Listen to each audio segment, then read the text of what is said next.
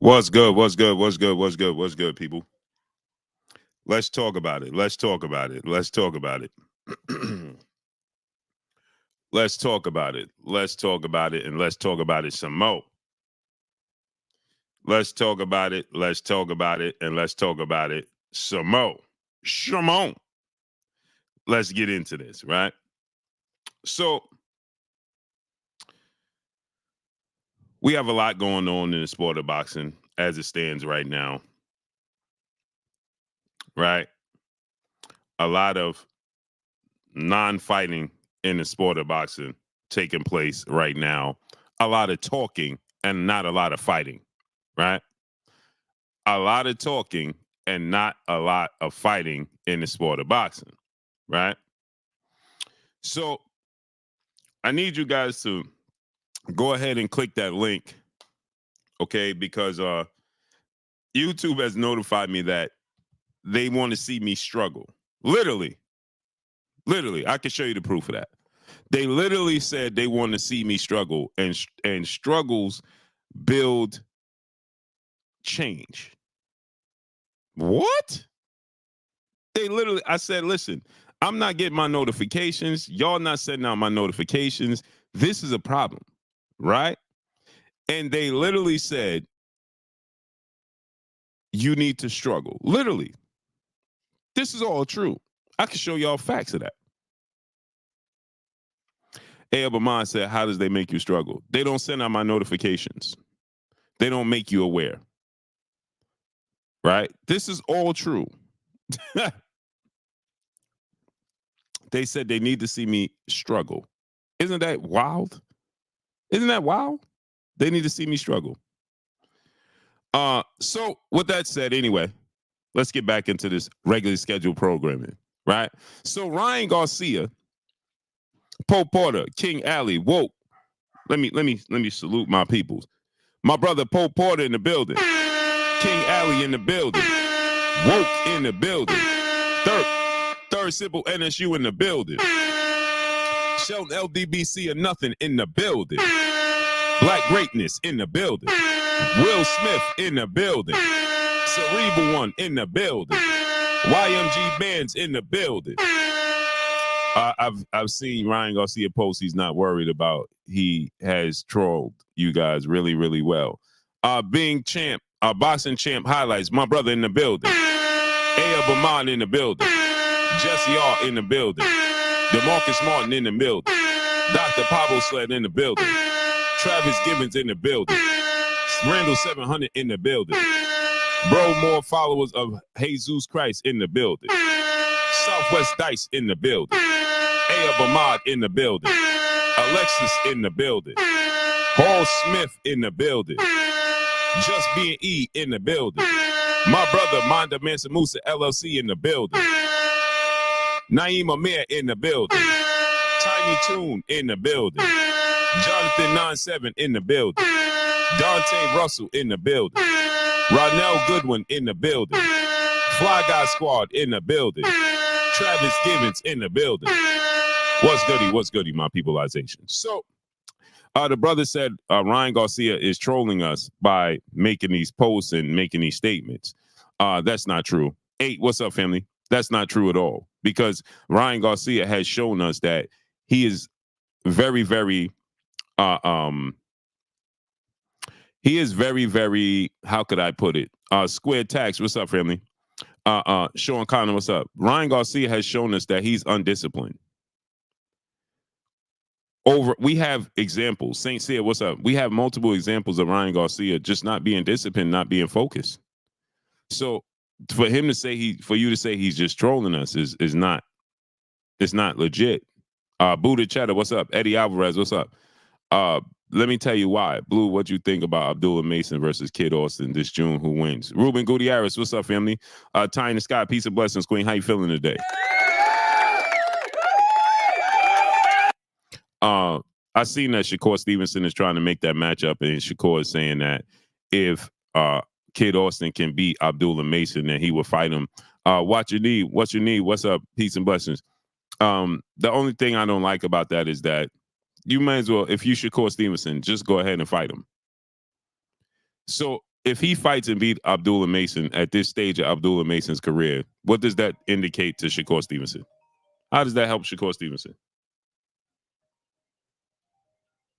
Very indigenous person. What's up, family? Box Latino TV. Cloudboy AB. What's up? So how does that help Shakur Stevenson? Like, you beat Abdullah Mason. Abdullah Mason is very young in his career. Abdullah Mason is a prospect. Abdullah Mason is a very good prospect. He's a very promising prospect. He's a blue chip prospect, right? Tavon Dupree, what's up, family? But Abdullah Mason is a prospect. Let's be real.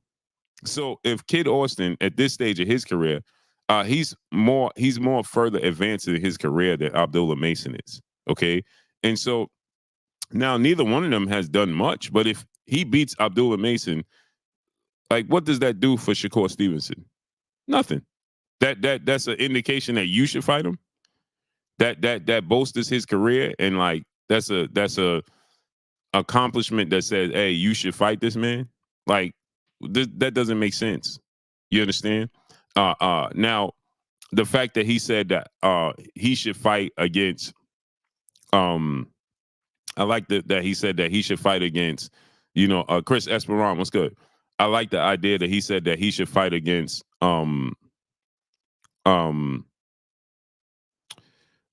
what's his name?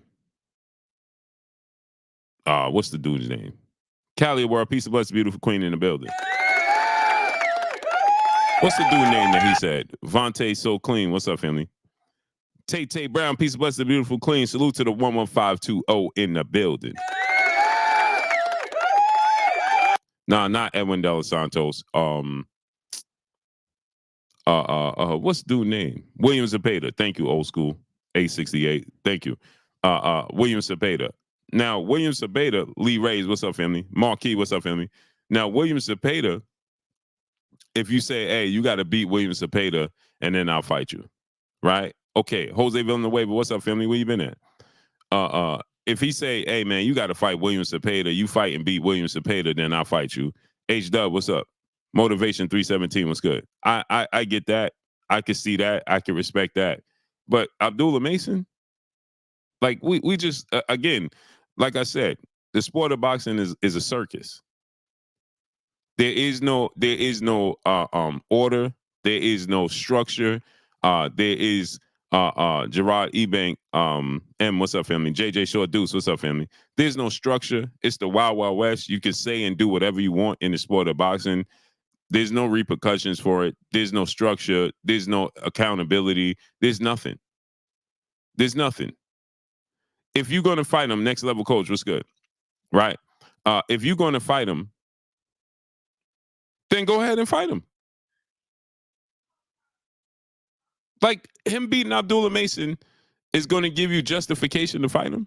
For what? BP77, what's good? If you're going to fight Kid Austin, then just go ahead and fight him. If you're not, don't fight him. Relax and chill. What's up, family? I like the William Zepeda situation. Yeah, you fight and beat William Zepeda, then we'll be looking to fight you, so on and so forth. Cool. But and I love Abdullah Mason. Carter Burgess, what's good? Y'all know I'm the first person on YouTube to interview the Mason brothers. Skinny Too Litty, what's up, family? Y'all know that. I'm the first person on YouTube to interview the Mason brothers. Got nothing but love and respect for the Mason brothers. Hosea, what's good? You understand? Nothing but love for them. And their future is super bright. You understand? And I believe that Abdullah Mason is on deck. No doubt. But what does Kid Austin beating Abdullah Mason going to do for Shakur Stevenson? Why is that going to convince Shakur Stevenson to fight Kid Austin? You going to fight him? Fight him. If you're not, then don't do it. Period. You understand? Like, it doesn't make sense. It doesn't make sense. There's nothing. He beats Abdullah Mason. Abdullah Mason is super green. He's just learning. You understand? Like, when Abdullah Mason fight right now, it's a big thing, but he's still learning. He's still green. So you're gonna fight Kid Austin, fight him. You going back and forth with Kid Austin. Abdullah Mason is young. And another thing I don't like about it is like you putting this young kid in this position. He got 12 fights. He's 12-0 with 10 knockouts. He's 19. Everlasting wins. What's good? Slim said Kid Austin is super. Kid Austin is not as green as Abdullah Mason. He's not. He's not. So that's what I'm saying. Like, Abdullah Mason is 19 years old, man. Like, what are we talking about here? Boston equals success with best pugilist. What's up, family? Kid Austin is young too. He only 21. Ron Tara, what's good? Carter Burgess, what's good? But I just think it's just too early, man. Go ahead. If you're not gonna fight that man, just go ahead and just sidestep him. Just tell him, listen, you too young, you too green. It just ain't time. Once you build up yourself, and once you get yourself, a recognizable, respectable win, then I'll entertain fighting you. You understand what I'm saying? Just do it that way, bro. Fighters playing matchmakers, they again, that comes from Floyd Mayweather. It's the Floyd Mayweather blueprint. It's the Floyd Mayweather blueprint, man. You fight him, and then I'll fight you. That came from Floyd Mayweather.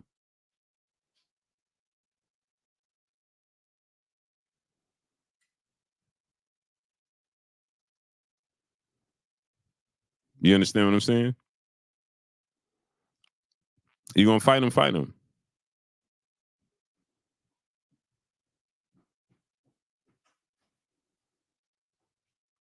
You understand what I'm saying? Fatherly 81, what's good? PZTV, what's up, family?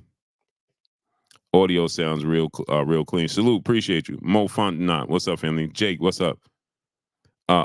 Junior the Truth, my brother, Junior the Truth in the bill. Abdullah Mason does both their boots. Ohio versus everybody. Salute to my brother, Junior the Truth. What's up with you, King? What's up with you, King? What's up with you, King? Go subscribe to my brother, Junior the Truth, the punch junkie monkey. That's a tongue twister. The Punch Drunk Monkey Show. Salute to my brother, Junior the Truth. So here's the thing: Abdullah Mason is an animal, no doubt. John Travis, let's go. So now let's get into this, right? Shakur has been falling since he came at Devin.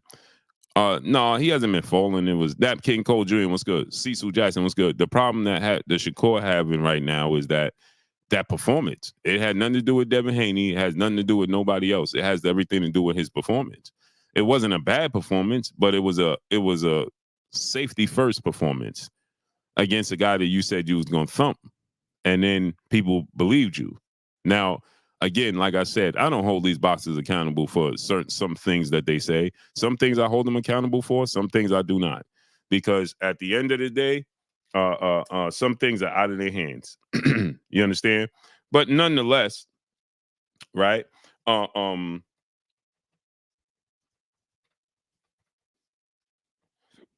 Nonetheless, my thing is this, right? Is that now on to hold on.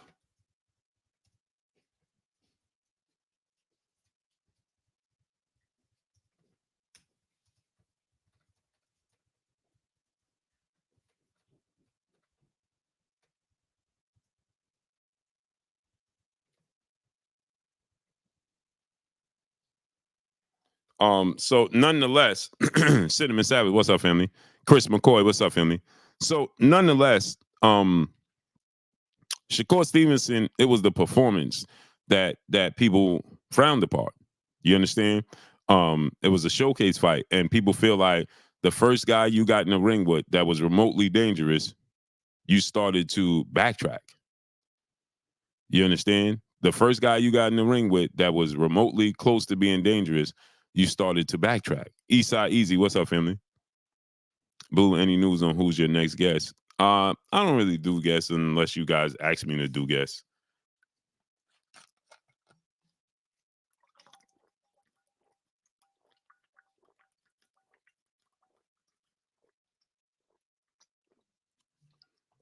Because narratives get created. So I don't do guests. So with Shakur Stevenson, Shakur Stevenson needs to Chris J. What's up, family? Chris, I was going to say Chris J. Salute Chris J. I was going to put you in the boxing ring, great brother. But when it comes to Shakur Stevenson, right? T Hill, what's up? Shakur Stevenson needs to rematch Edwin De Los Santos. Here's the difference, right?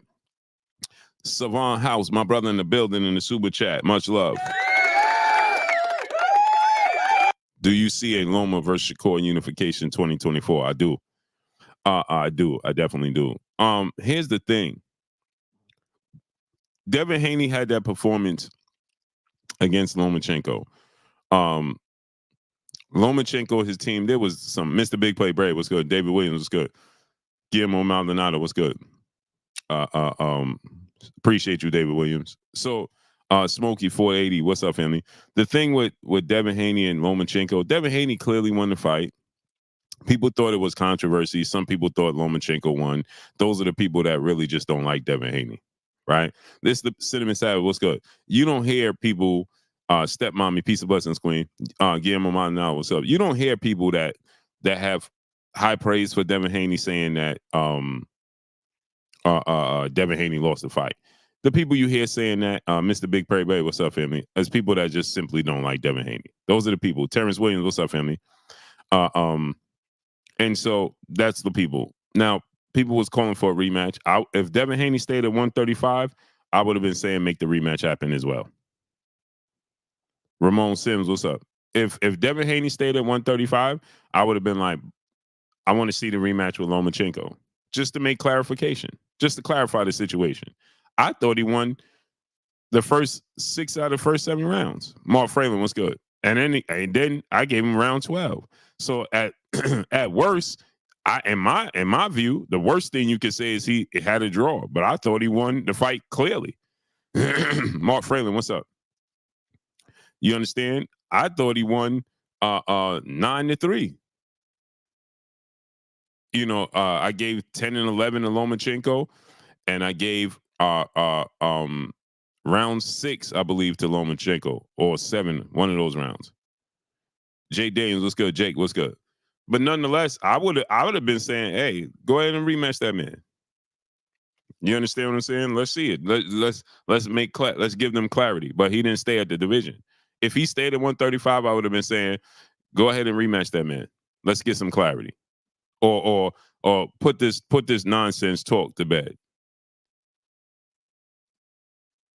You understand me? That would have been Ruben Gutierrez. What's up? That would have been my mindset. You understand? But nonetheless, Devin moved up in weight, right? So Devin moved up in weight, and it's like, okay, he moved up in weight. In the case of Shakur Stevenson, Devin Haney moved up in weight. In the case of Shakur Stevenson is at the same weight class. Devin Haney has more options than Shakur Stevenson. Devin Haney moved up to junior welterweight. He got more options to choose from, and Shakur don't have these options as far as big names in his division. He don't have it, right? He turned down the opportunity to fight Devin, which, again, if Devin would have fought Shakur, I would have been okay with that, but I would have also been okay with if he would have stayed at 135 and fought Lomachenko in the rematch. I would have been okay with either which way. You understand what I'm saying? I would have been okay with either which way. Just open it, baby. It's okay. So I would have been okay with it either which way. You understand what I'm saying? Shakur, on the other hand, don't have the same options. He don't have the same options that Devin Haney has. Hence the reason why he's complaining about not having these options. You can't get Isaac Cruz. You can't get Lomachenko. You can't get Tank Davis. You turned down the Devin Haney fight, and then he moved up in weight. You can't get the Navarrete fight. You can't get the Frank Martin fight. You had the fight with Edwin De Los Santos, and you LT, what's up? And you had a lackluster performance. Just go ahead and rematch him. He's available. You available. You can't get nobody else. So go ahead and rematch him. That's my thing. You understand what I'm saying? You may as well go ahead.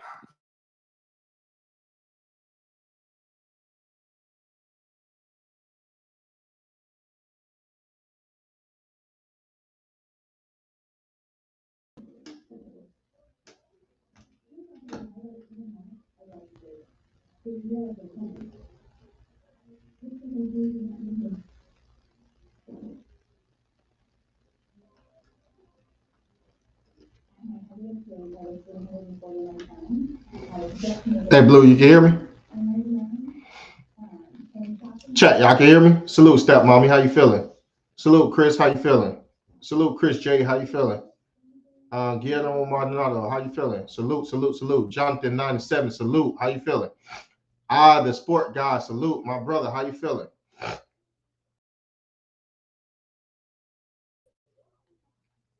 I done pushed you off, great brother. Nah, that's cool. You salute. Yeah, I went to unmute myself, and then I pushed you off. You know, I knew I wasn't off because the error sign didn't come on with the StreamYard, so I was like, I'm good. I can go back on. Yeah. I wasn't gonna bother you today. I said, let great brother rest and get on him tomorrow. Yeah, I had seen the I saw the email came through. And it's funny. I saw the email came through. I was like, I'm gonna go ahead and rap a little bit. Salute, Corey, McCoy. I was like, I'm gonna go ahead and rap a little bit and start, Monday off fresh. You got to send me the thing the joint that you have for your car. Okay. Yeah, and I'm all done. I'll send you the email and stuff tomorrow. We go over your stuff tomorrow. I'm all wrapped up. All right, cool. Hood Rich 410, what's up, family? Hey, I need y'all to do me a favor. Click the link, subscribe to my brother, my co-host, A-Side Armstrong Consultant. He in the building. Ring Robs with my brother A-Side. The link is pinned right up there in the chat. Click that Salute, link. Mark. How you feeling? Salute, Mark. Why not? Salute. How y'all feeling, man? Y'all in the building tonight. Salute. Facts. Click that link. Go subscribe to my brother A-Side. It's a few easy steps. You could click the link, just follow the steps, subscribe to the channel, then triple click back, and you'll be right back here. Hey, man, I had a conversation with YouTube. They're not sending out the notifications, right? Oh, okay. Yo, man, I got to send you the message. What happened with YouTube? They need to see me struggle. Man, get out of here. It's no way, man. Yes. Yeah. Shaw Jones, salute. Salute, how you feeling, man? Yeah, I'm about to send you. I'm about to send you. Get out of here, man.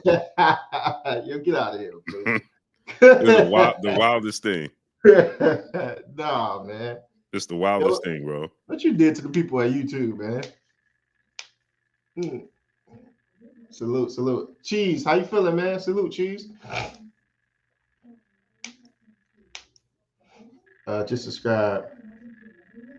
Ready for the content. Oh, salute, man. I appreciate that. Crunch time.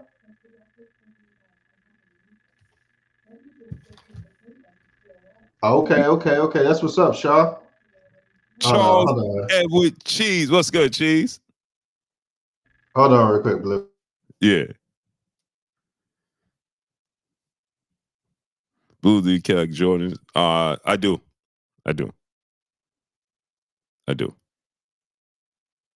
I have me and all my kids collect Jordans. Mr. Big Play Bray, Cerebral One, what's good?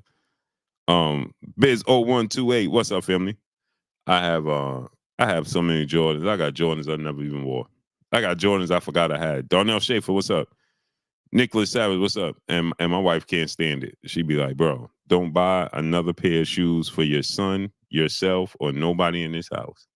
Not even herself. I have a shoe fetish. You know what I'm saying? Hood Rich, what's up, family? I have a shoe fetish, man, and not just for myself, but just for my kids, my wife. My mother has a shoe fetish. Steve Troncoso, what's up, family? My mother has a foot fetish. Not foot fetish, a shoe fetish. Robert Chandler, what's up, family? And my mother buys since I was a kid, man. Shoes to match every outfit, every color.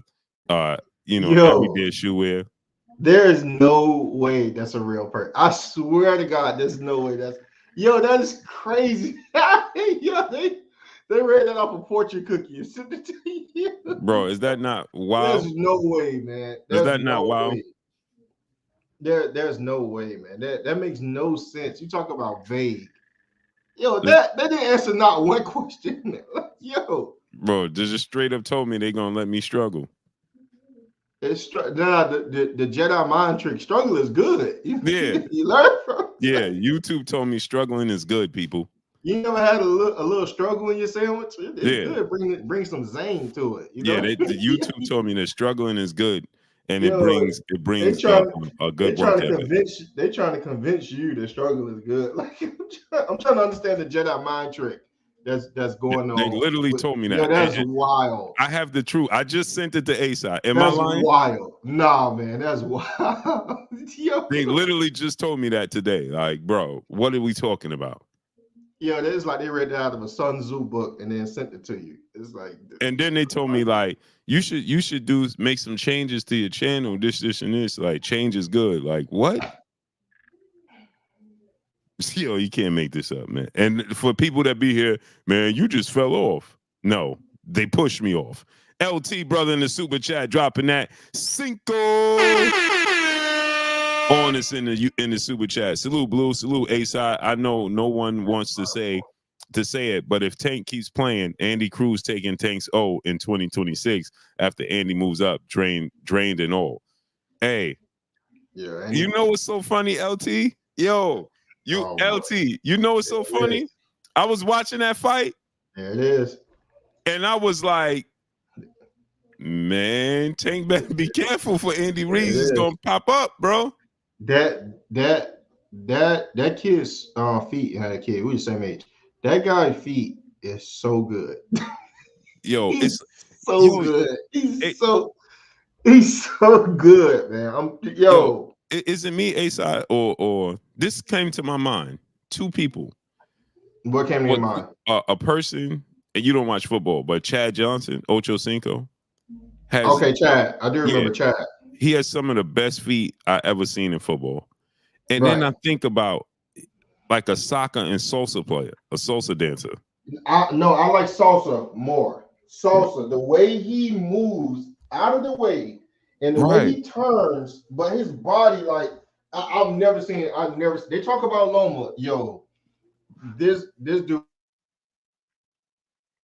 be known. That guy was there to survive. He wasn't there to like he was the first. People talk about Mexican fighters coming forward. He was the first Mexican fighter I seen move them feet. He was like, "Nah, I'm all right, man. I'm good." Because Andy, man, he was sitting down on some of them punches too. He could have got him out of there if that dude was not. He was moving. He reminded me of he wasn't as good as Chuka Kawazin was moving from boots, but he was moving as much as so it wouldn't allow Andy to really sit down and really get off. Because every time that dude would try to get off and Andy would start countering and getting in his bag, he get right back on that bike. He get right back on that bike. And that's the thing. You can see that was the game plan because of Bosey's teaching. You can see, like, listen, I don't care what nobody saying. Now I'm not tripping. I see the Bosey influences in him. I see it. Yeah, I see it. I was talking to Dub, and Dub was like, he don't fight like Boots. I was like, yo, I'm not saying he fight like Boots, but you can see the influences. You can see it's clear as day. Right. You can see the same way we see the influences. I think Frank Martin have the influences of Derrick James. He has the influences. You can obviously see it. You can see it. You can see it clear as day. You can see clear as day. And I didn't think about this until Sean said it. As crazy as it sounds, Frank Martin would do very well under a Bosey in his camp. His natural style. I'm not talking about. And this is no fight to Derrick James. Love Derrick James. Love Derrick James. His natural style, Frank Martin is fit for the Enos's camp. He's fit for Bosey. He's fit for that naturally. What you think about that? Oh, you right. Naturally. You right. His natural style. It's not made for Derek. Like to me, Ryan Garcia is perfect for Derek James. You see what I'm saying? Right. That like the coach, he's perfect for him. He needs that, right? But Frank, no, Frank, I'm telling you, man. And you can see I think I was talking to Fo, and he was like, "You think he's ready for Keyshawn now?" I'm like, "Yo, that dude is he's oozing talent. You can obviously see the 3-time gold medalist in this dude when he's fighting. There's no way that they can keep him fighting these guys like this. There's no way. You only prolong. You only like you wouldn't prolong his career. You're stagnated, right? It just be sitting there. You know, this guy, he can start bumping up in competition right now because I think he would have done that against Pedraza as well. You see what I'm saying? Like asking me that question, he would have whooped on Pedraza. Right. For all the people in the chat saying that Tank will destroy him, y'all don't understand boxing. Y'all don't. I'm not saying Tank won't win, but y'all don't understand boxing, man. Immediately y'all go to the first to hey, Tank will destroy him. Tank will destroy him is ridiculous. Facts, LT. Y'all gotta chill, man. Y'all y'all have to. He said A-side. He said A-side, stop it, man. This is my brother Ahmed. He said A-side, stop it, man. How do you have Andy Cruz a threat over Tank? You got to look at the trajectory of Andy Cruz. Like this is his third fight as a pro. This is his third fight as a pro. And I'm not saying like he'll go up there and beat up on Tank right now, but I'm saying if prolonged that Andy Cruz with him up in the competition and being that disciplined, that type of style could be a problem, not only for Tank, but for anybody. That style could be a problem for anybody. When y'all hear Tank, y'all just hearing Tank. You're not hearing, the Keyshawn Davis. You're not hearing the Shakur Stevenson. You're not hearing the Devin Haney. Like, that can be a problem. That's it. He's a very athletic, very talented, very twitchy. His feet work, his hand movement is a match. He's with arguably one of the best fighters in the world. He's sparring with him. He is a problem. See, I don't have no problem recognizing that boxers are very talented. I think what's the problem is, Blue, that in communities we get stuck on, if you rock with Devin Haney, you can't see no other boxer challenging him or beating him. If you rock with Tank, you can't see no other boxer challenging or beating him. You know what I mean? Like, I don't get caught up in that. When a boxer has talent and it's right there, you can see the talent right in there. I'm one to say that, hey, that boxer's talented. And if this boxer stay on this path, this boxer can become a problem for anybody. I don't know what's wrong with that. I don't see where the lie is in that. You get what I'm saying? If you can help me out with that. But Andy Cruz is a problem if he stay on the path and he keeps going and he keeps he keep progressing in the way that he's progressing. He can be a problem for literally anybody. I don't get what's wrong with we said 2026. Nobody said right. Today. He's developing. Right. We said in 2026, not today. I think they think we're talking about right now. He can go in and beat up Tank. I'm not talking about that. Obviously, Tank is a problem. But if he steadily progress on the path that he's on, he can be a problem for anybody. He's a very, very great talented fighter. I like to see him against Loma. I would like to see him against Loma. Cinnamon Savage. That's a great. I would love to see Andy Cruz against Loma. That'd be a great fight. That'd be a great fight for him one day. Seriously. Oh, facts. Robert Chandler, salute to my brother in the super chat, dropping that Cinco on us in the super chat. He said, does Dev need to have a replacement fighter on deck in case Ryan changes his mind? And if so, who would you pick? I'm going to say yes. 1,000%. Yes, 1,000%. I love that fighter, man. I love that fight. And as far as opponent that I would have on deck, just in case Ryan Garcia decides to pull out, I would have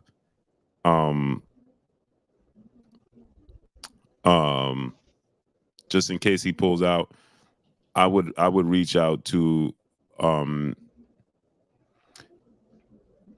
oh, that's a good question, man. Who would he have as a replacement? Yeah. Hmm. Let me think about that. You know who I want. Who's that? You know who I want. Sabrel Matisse. Well, You not know who I want. he got a fight coming up in Yeah, I June. know, but Yeah, I mean, that's who I wanted Dev to fight initially. but a Step realistic, aside money, a some step realistic, aside money, boy.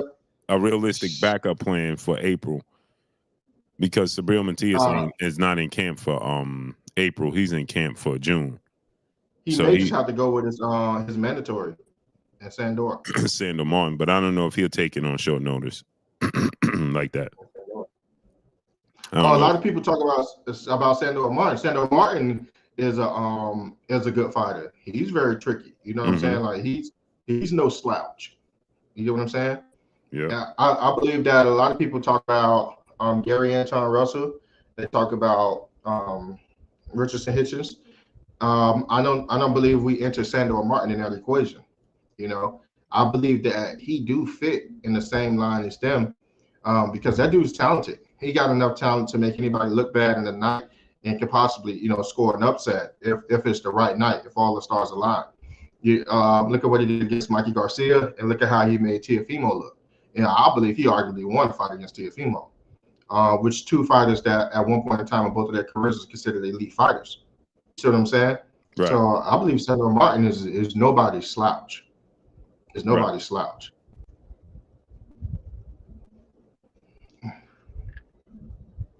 Oh, brother L Dub say honored by Bozer.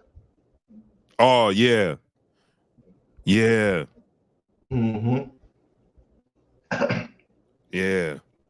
Mm-hmm. Yeah, I was saying Sandor L Dub, but yeah, you said honored by Bozer.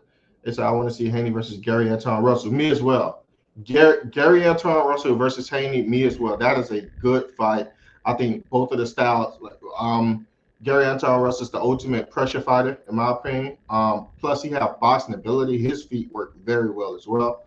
And Devin Haney will have to make some adjustments in that fight. He will have to, box the perfect fight that fight. So I would definitely love to see that fight as well. Ahmed. He said, Brunner can still go on pay-per-view. What do you mean by that, Empathy? You asking the question, or are you saying like if that would be a replacement for Dev? Facts. Devin and Anton is a interesting fight. Yeah, that is an interesting fight. That is a good fight.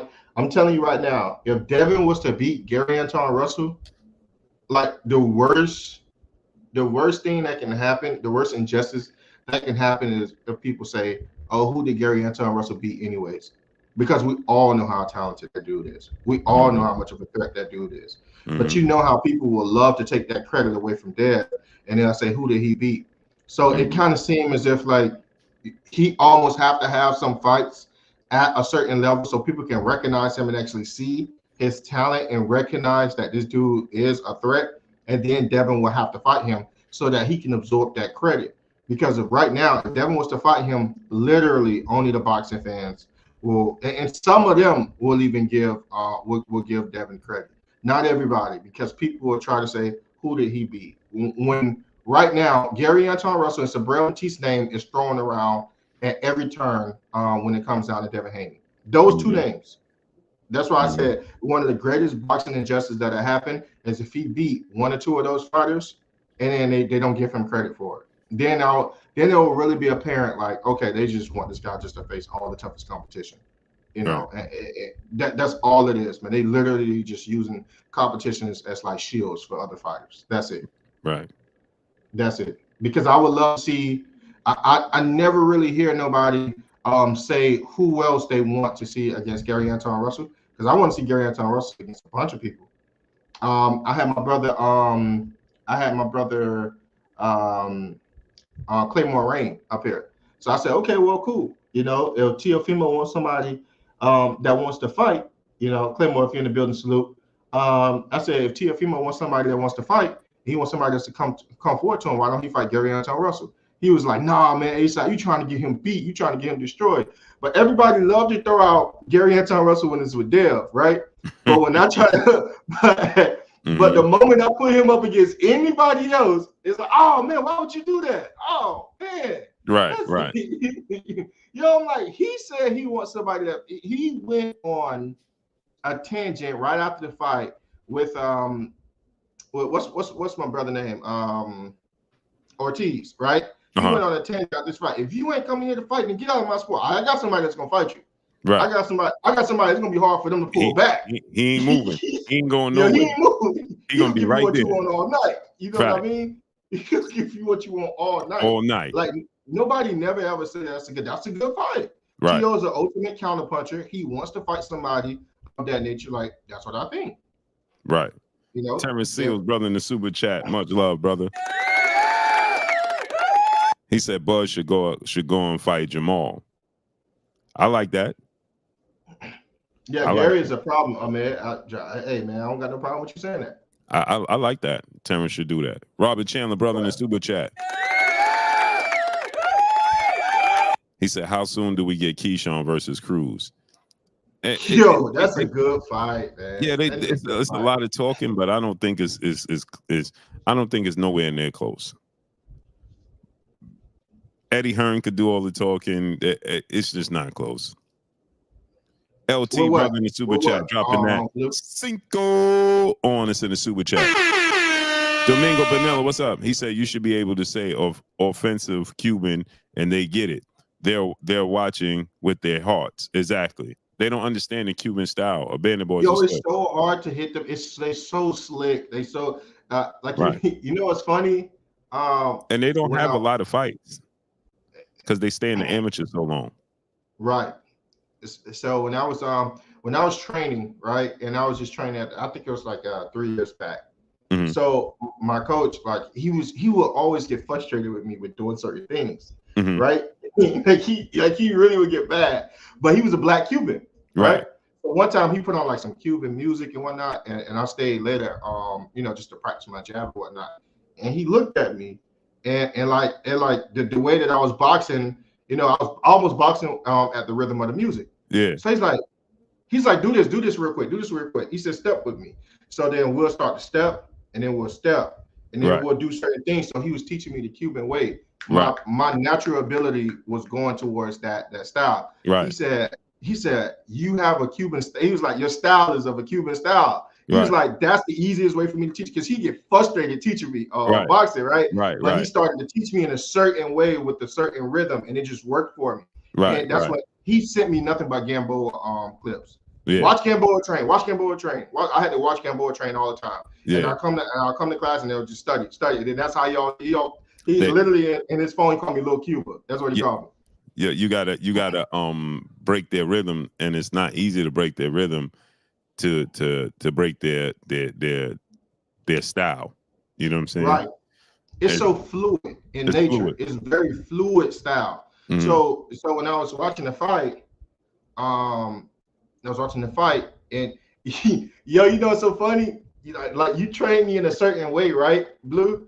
I don't know I'm doing this, but I'll be on the phone with Sean and Foe. I'm calling the fights out as if I'm on live. Right. Say, with the straight jab.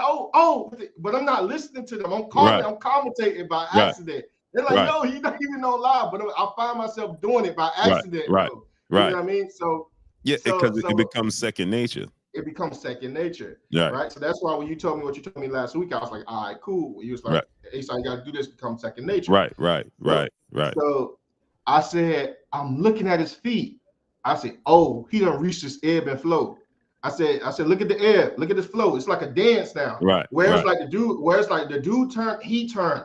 It was effortless. Right. He turned, but he moved in a certain way. Like when he stepped, I was like, this dude is a problem, man. Right.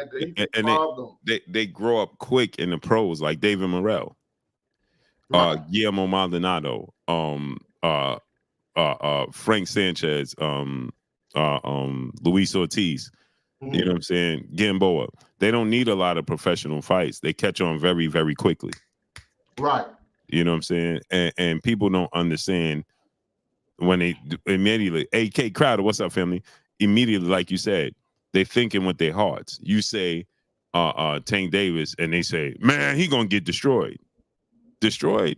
Why we always got to go so far to the extreme? He gonna get destroyed. No, he can't. What do you mean? That's why fighters in boxing always get they always get disappointed because they go to the extreme. They always go to, they make the fighters instead of, that's why I always say be a fan of the sport of boxing and digest the sport. You'll see things a lot clearer. You know what? I thought with my feelings twice, and it broke my heart. Twice I did it, right? I thought with my feelings with Inoue and Schoolboy. Yep. Right? I thought with my feelings, and I thought with my feelings with Loma and Tio. Never, I'm not doing that no more. And it was every time I don't think my feelings, I'm fine. Like my judgment comes out extremely accurate.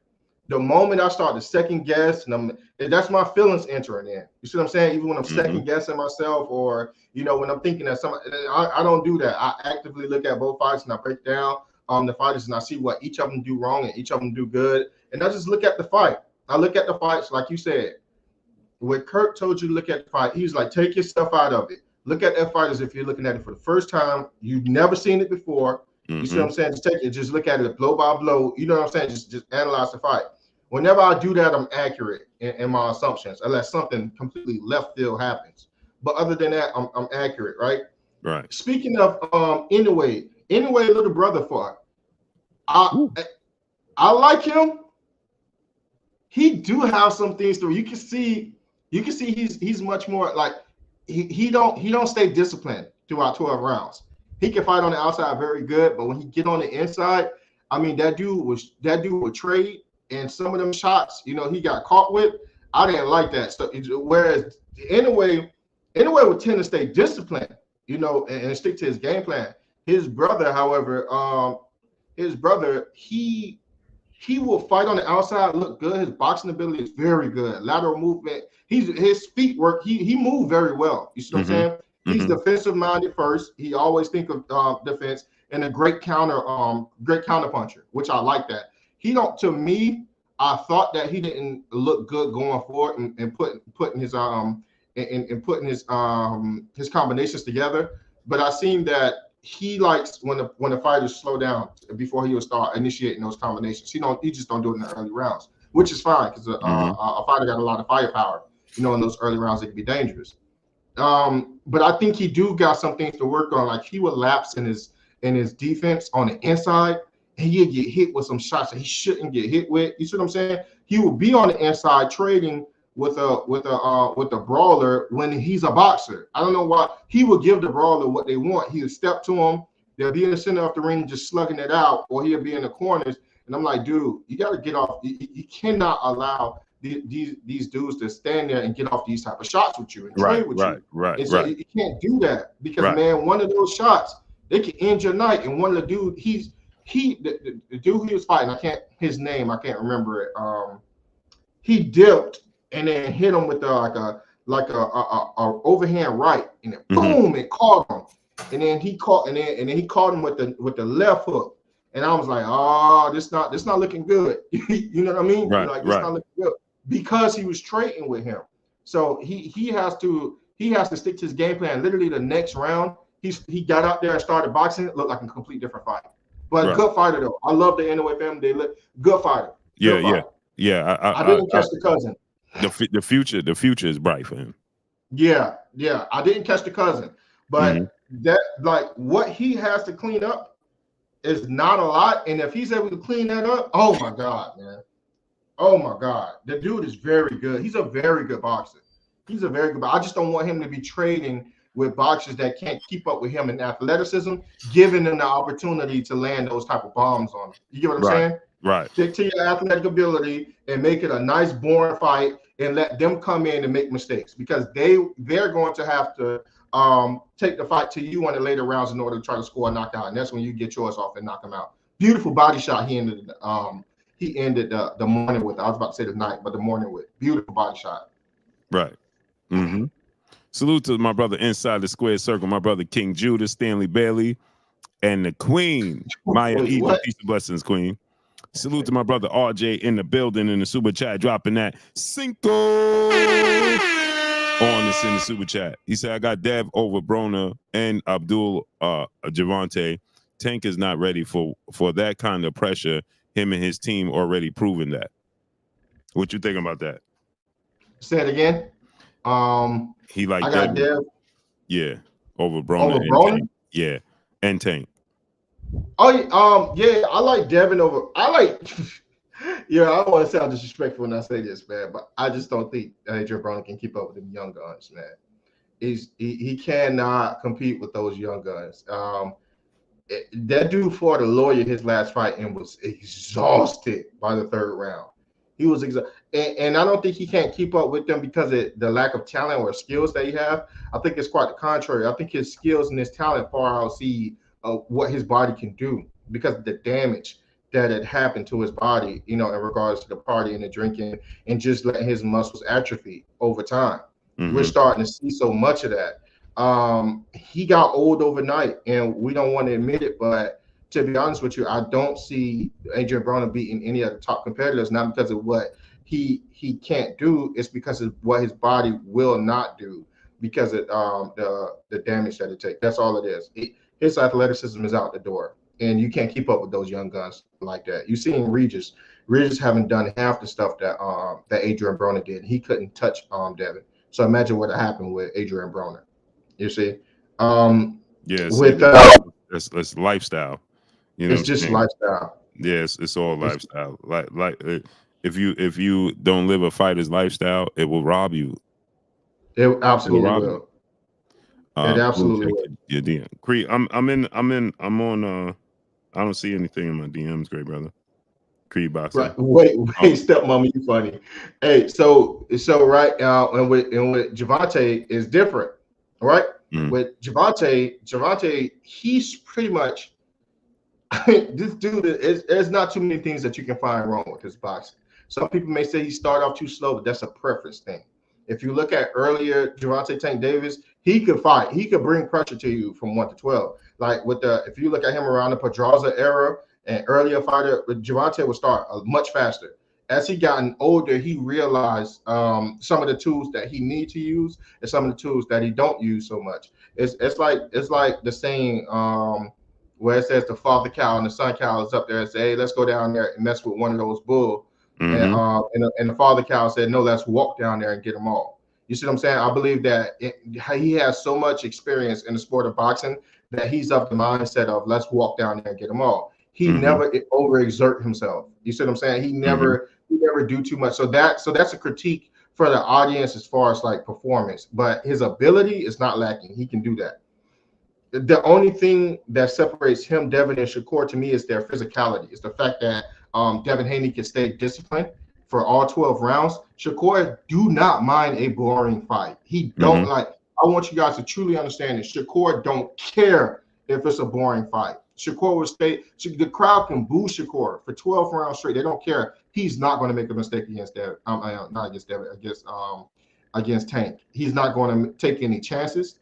That's. I believe Tank will have a greater chance of beating Devin than he would of Shakur because whereas Devin will take chances, Shakur ain't taking no chances. None. He ain't taking no chances. None. So, but Devin in that fight with Gervonta Tank Davis, he won't take no chances because he know how big that moment is. He will not play with him. He will like a lot of people think that Gervonta Tank Davis is a power G, knock people out. The dude's a talented boxer. He's extremely explosive. Like I say all the time, he's one of the most explosive boxers inside of the sport of boxing. His feet works very well. But what happens when someone have the same ability that he has with feet that work just as good as him, but the physicality is different. The body is different. You see what I'm saying? One thing about me when I was younger, I was very athletic. I was in shape and I ran very fast. But I'm 5'5". Like that's, I got to tell you, I'm 5'5.5", right? If you want to give me a tall day, right? I'm 5'5". So no matter how fast I was, no matter how explosive I was, whenever I hit the hole or anything of that nature, when I got on that track field and I lined it up, anybody that was my height, I can run very fast. But with the dudes that was 5'9" and 5'10", whose feet was moving just as fast as mine, their stride was longer. And because their stride was long, they just covered more distance than I did. So inevitably, in a 100-yard dash, they got me. Right. Like they got like some of them don't get it twisted. If it was a 40-yard dash, I may have them, because I may have them or I may be tied. But as soon as they go to a 100-yard dash, oh no, they got me. They got me. Right. They start to open up, and it just got, you know what I mean? And that stride was just something different. That's the same thing, but in boxing with Devin and Tank. That's how I feel. What you think about what our great brother asked? Terence Crawford should go ahead and fight Jamal Charlo. If Canelo, I was literally saying that this weekend. I was like, what if Bud fight Maul? Like what? Don't contender Hughes. What's up, family? Hold on one second, Asa. Go ahead, answer that. Let me go to the bathroom real quick. Oh, for sure. I always thought Asa was like 6'2". Everybody think I'm tall for some reason. Everybody think I'm like over 6 feet. No, I'm not over 6 feet. I'm very short and very built to the ground and powerful. So with Jamal and Terence Crawford fight, I think that'd be a good fight, honestly. I don't think Bud is going to get a lot of credit for that fight with Maul for the same reasons that I think that Canelo will beat Maul. And I'm not saying that, Bud is, I think Bud is as good as a Canelo. I think Bud can compete with Canelo. Let me say that right now. I think Bud can absolutely compete with Canelo Alvarez. But I think Canelo Alvarez wouldn't get credit for Maul because Maul will be coming up, and then Maul also haven't been very disciplined, like he's vacationing.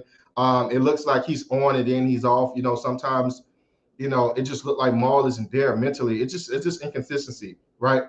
If Bud was to go up and actually beat Maul, then people will start to say, well, did he beat the best Maul? Maul had mental issues, prior to him coming back. Maul has obviously been drinking more. He hasn't been living quite the fighter's lifestyle. So if Bud do go up and beat him, it's like, yeah, he do win, but then it's like, do it move him any closer to a Canelo Alvarez fight? That will be the question for me. Do it move him any closer to a Canelo Alvarez fight?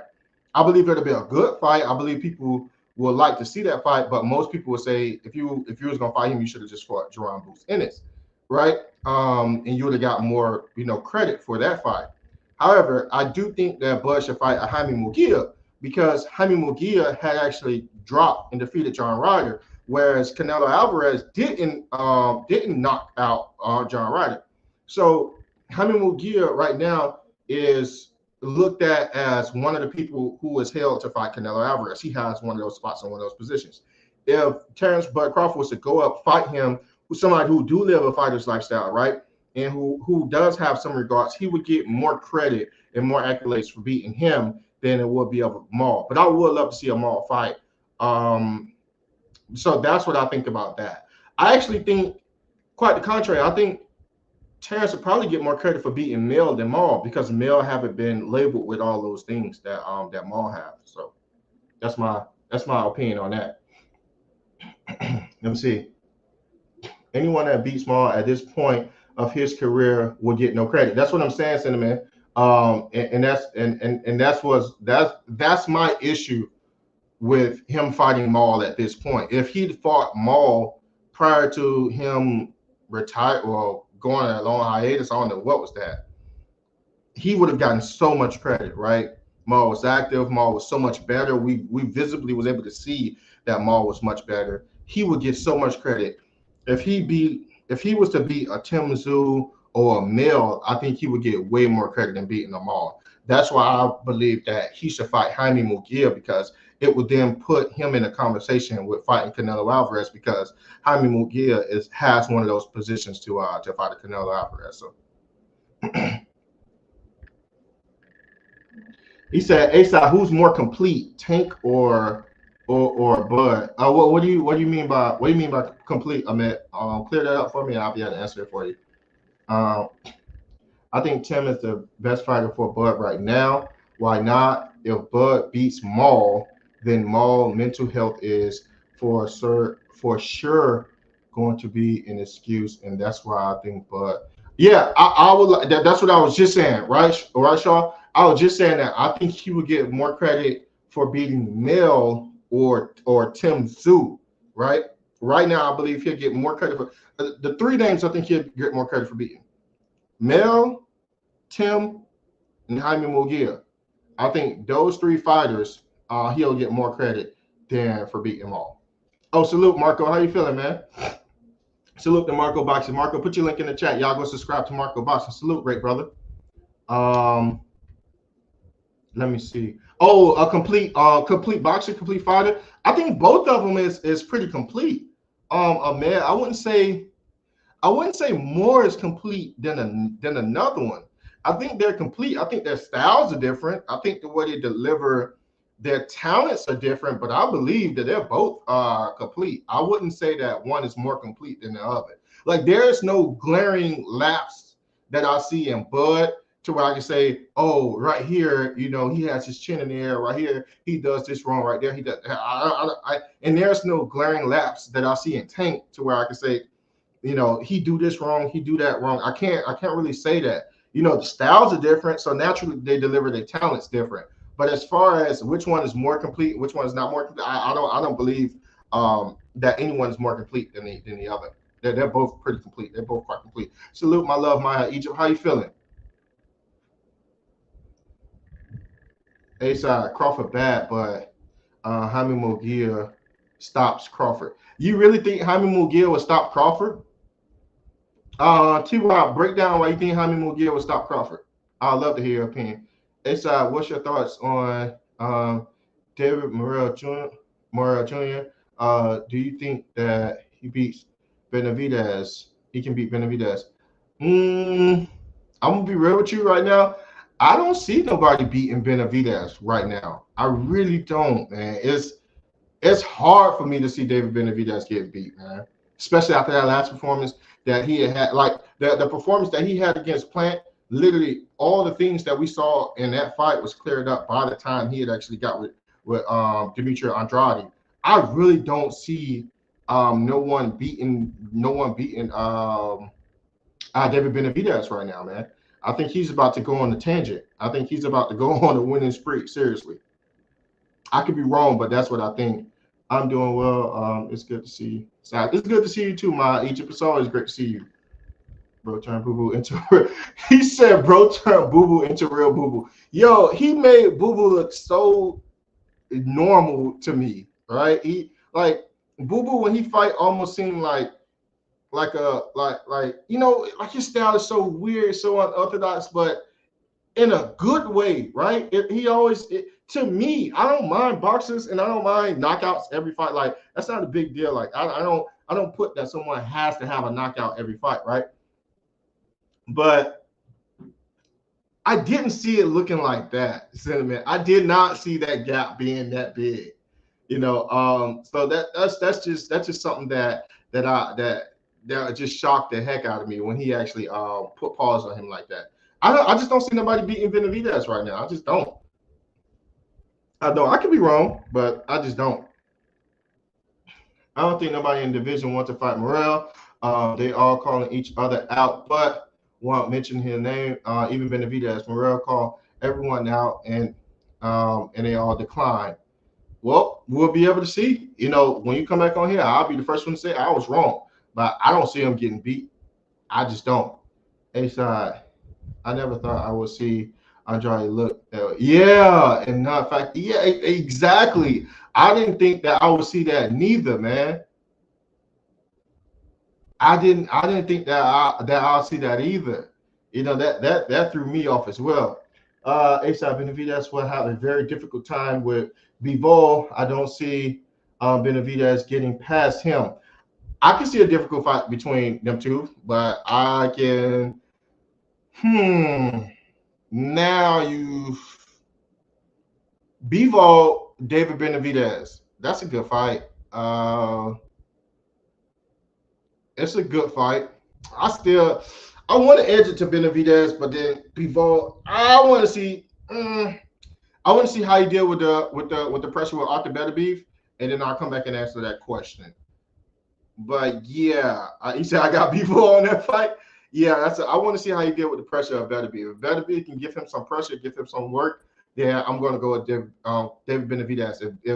If Better Beef don't give him no work, no chance, like he handled that with ease, I'm probably going to lean more towards Dimitri Bivol. But we'll see. We'll see. Definitely we'll see. You got Bivol? Yeah, Bivol, bad boy, man. He a bad boy. He definitely one of my favorite fighters. Matter of fact, who y'all have in a Bivol versus Arthur Better Beef in that fight that's coming up?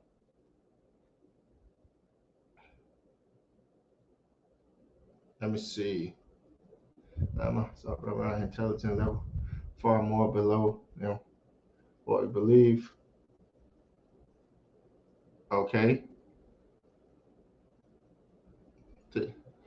He says Tank stalling his career due to ego. I don't believe that. Ahmed, I don't believe that. I believe that PBC right now with the transition that they did with the company has put them inside of a place where they really have to change some things up, their formats up. They're not used to what's going on right now from the outside looking in, right?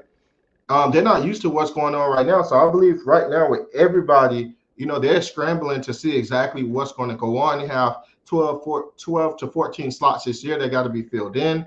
You know that 2 of those slots is going to be filled in by Canelo Alvarez and Gervonta Tank Davis. They have to see how to maximize the opportunity as much as possible. I think it's more of a bureaucracy thing within boxing, where it's just the business of boxing that is holding Tank up more than Tank is being held up. I believe if Tank was able to fight, that he would fight. I believe that in my heart of hearts that Tank is not holding himself up because of ego. If he is, that'll break my heart, man. It really would. It really would. Fear of losing the O. Let me see. I like Bevo and Arthur. Yeah, those two are good fighters. Those two are good fighters. That's why it's gonna be a great fight. Bevo won't be able to keep Better Bevo. Whoa. Oh man. Dragoon 9-8. You share the same sentiment as my brother Sean do. Sean think Better Beef is gonna beat him. He think that pressure is gonna get to him, and he think Arthur Better Beef is gonna eventually get to him and beat him. But we're gonna see, man. I love that. I favor the boxers.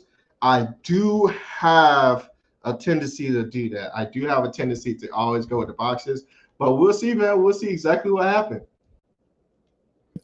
Hey, great brother. So I want to get your thoughts on this because I didn't get your thoughts. What you think about Ryan Garcia? He seemed to be all over the place, right? Mm-hmm. Now you're talking about fighting Sean O'Malley. Mm-hmm. He talking about he ain't worrying about Devin Haney. He don't want to fight in Brooklyn. He wanted it in Vegas. What's your thoughts on all that, man? With Ryan Garcia, Ryan Garcia he's a funny case, man, because I can't sometimes I can't get a track on him. Like I can't pin him. You see what I'm saying? I don't know if he's really not worried about Dev. Like I don't know, because everybody always say that, they had 6 fights in the amateur, 3 went to Ryan and 3 went to Dev, right? I think that can play against him in the sense of he can feel false confidence of that he's of the same talent, of the same level, and Elk is Devin, because they share 3 and 3 in the amateurs, right? So that could be causing him to really think that way. Like this, like you know what I'm saying? He could really be having this amount of hubris and have a great reason as to why he have it in his head. But to me, and overlooking him, right? But to me, there's a skill gap that's apparently there in him and Dev, right? I think Ryan is either one thing. Is either one of 2 things. Either he's really not worried about Dev because he feel like he's equal to Dev, and he feel like he's just as capable and just as confident as Dev, so he's showing his hubris, or he's nervous about this fight and he's already talking about doing something else and want to escape. That there is no in betweens to me. You see what I'm saying? There is something is one of those 2, and which of those 2 I don't know. As I'm watching it, I'm trying to pinpoint which one it is. You see what I'm saying? Because it could easily be one and then he's projecting the other. Whereas, and that can only go one way. It can easily be that he's fearful of what may happen in this fight, and he's projecting that he's confident and he's not really worried about death. He's trying to psych himself out, and he's talking about other things, like, oh, Sean O'Malley, I don't want to fight here, I want to fight there for my career. You see what I'm saying? And things of that nature. But he can really be fearful, but making it seem as if he's confident, he's not really worried about that. Or, with Ryan, he could be confident, but that false sense of confidence can come from that 3-3, which can be very dangerous for him. It can be very dangerous for him. Now, what you think about this whole Vegas? Because you wasn't knowing, so with the Vegas New York thing. Vegas New York thing. Dub got on me about that, right? Dub was like, "Hey, yo, A-Side, he said, hey, yo, A-Side, aren't you gonna get on death for saying that? Oh, they didn't want to affect Canelo Alvarez ticket sales inside of Vegas." He said, "Man, tell Dev to stop it," right? So, I laughed at him. I laughed with him a little bit, but in all actuality, and then you had said it, Ness had said it, and a whole bunch of other people had said it, and it makes sense. With Canelo Alvarez, like, he's such a big star, he's such a hot commodity wherever he goes, that it makes sense to, if you're going to be someone that's going to profit for him as a promoter, you're going to want to book not only the week of the fight, but anything surrounding that fight to make sure that there's no competition. You want to eliminate your competition, right? So that's a tactic in business that everybody know all too well, but when it's implemented inside of the sport of boxing, because some people may not see business that much, they're probably not familiar with that tactic. You get what I'm saying? So by not being familiar with that tactic, it may look foreign to them, but it made sense to me when I say, oh, okay, cool. They book the surrounding spots to make sure that no one else is able to bother them. Whenever you see sometimes people that are very affluent, like, sometimes they will book a room, and then, they will, like, buy up a couple rooms next, so that they won't be bothered. They'll guarantee they won't be bothered. You got some people that are so affluent, like, they will buy a house and buy a couple of houses next to them, so they'll make sure that they have privacy. You see what I'm saying? And I know some people may say that's not the same thing. It's similar when you have a fight. You don't want any competition. You don't want anything bothering. You don't want any hindrances, and that's what happens. So when Devin had explained that, I said, "Oh, okay, I know exactly what's going on." They have to move because everything else is booked up. That's all it is. And some people are from the streets, so and not any experience that I have. Here's the thing about it, right? Right.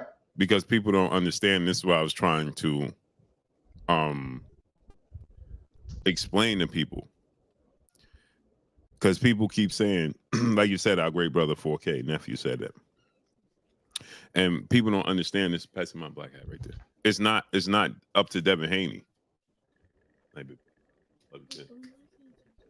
Yes. Oh no, tomorrow I have to go to the press conference, so Wednesday.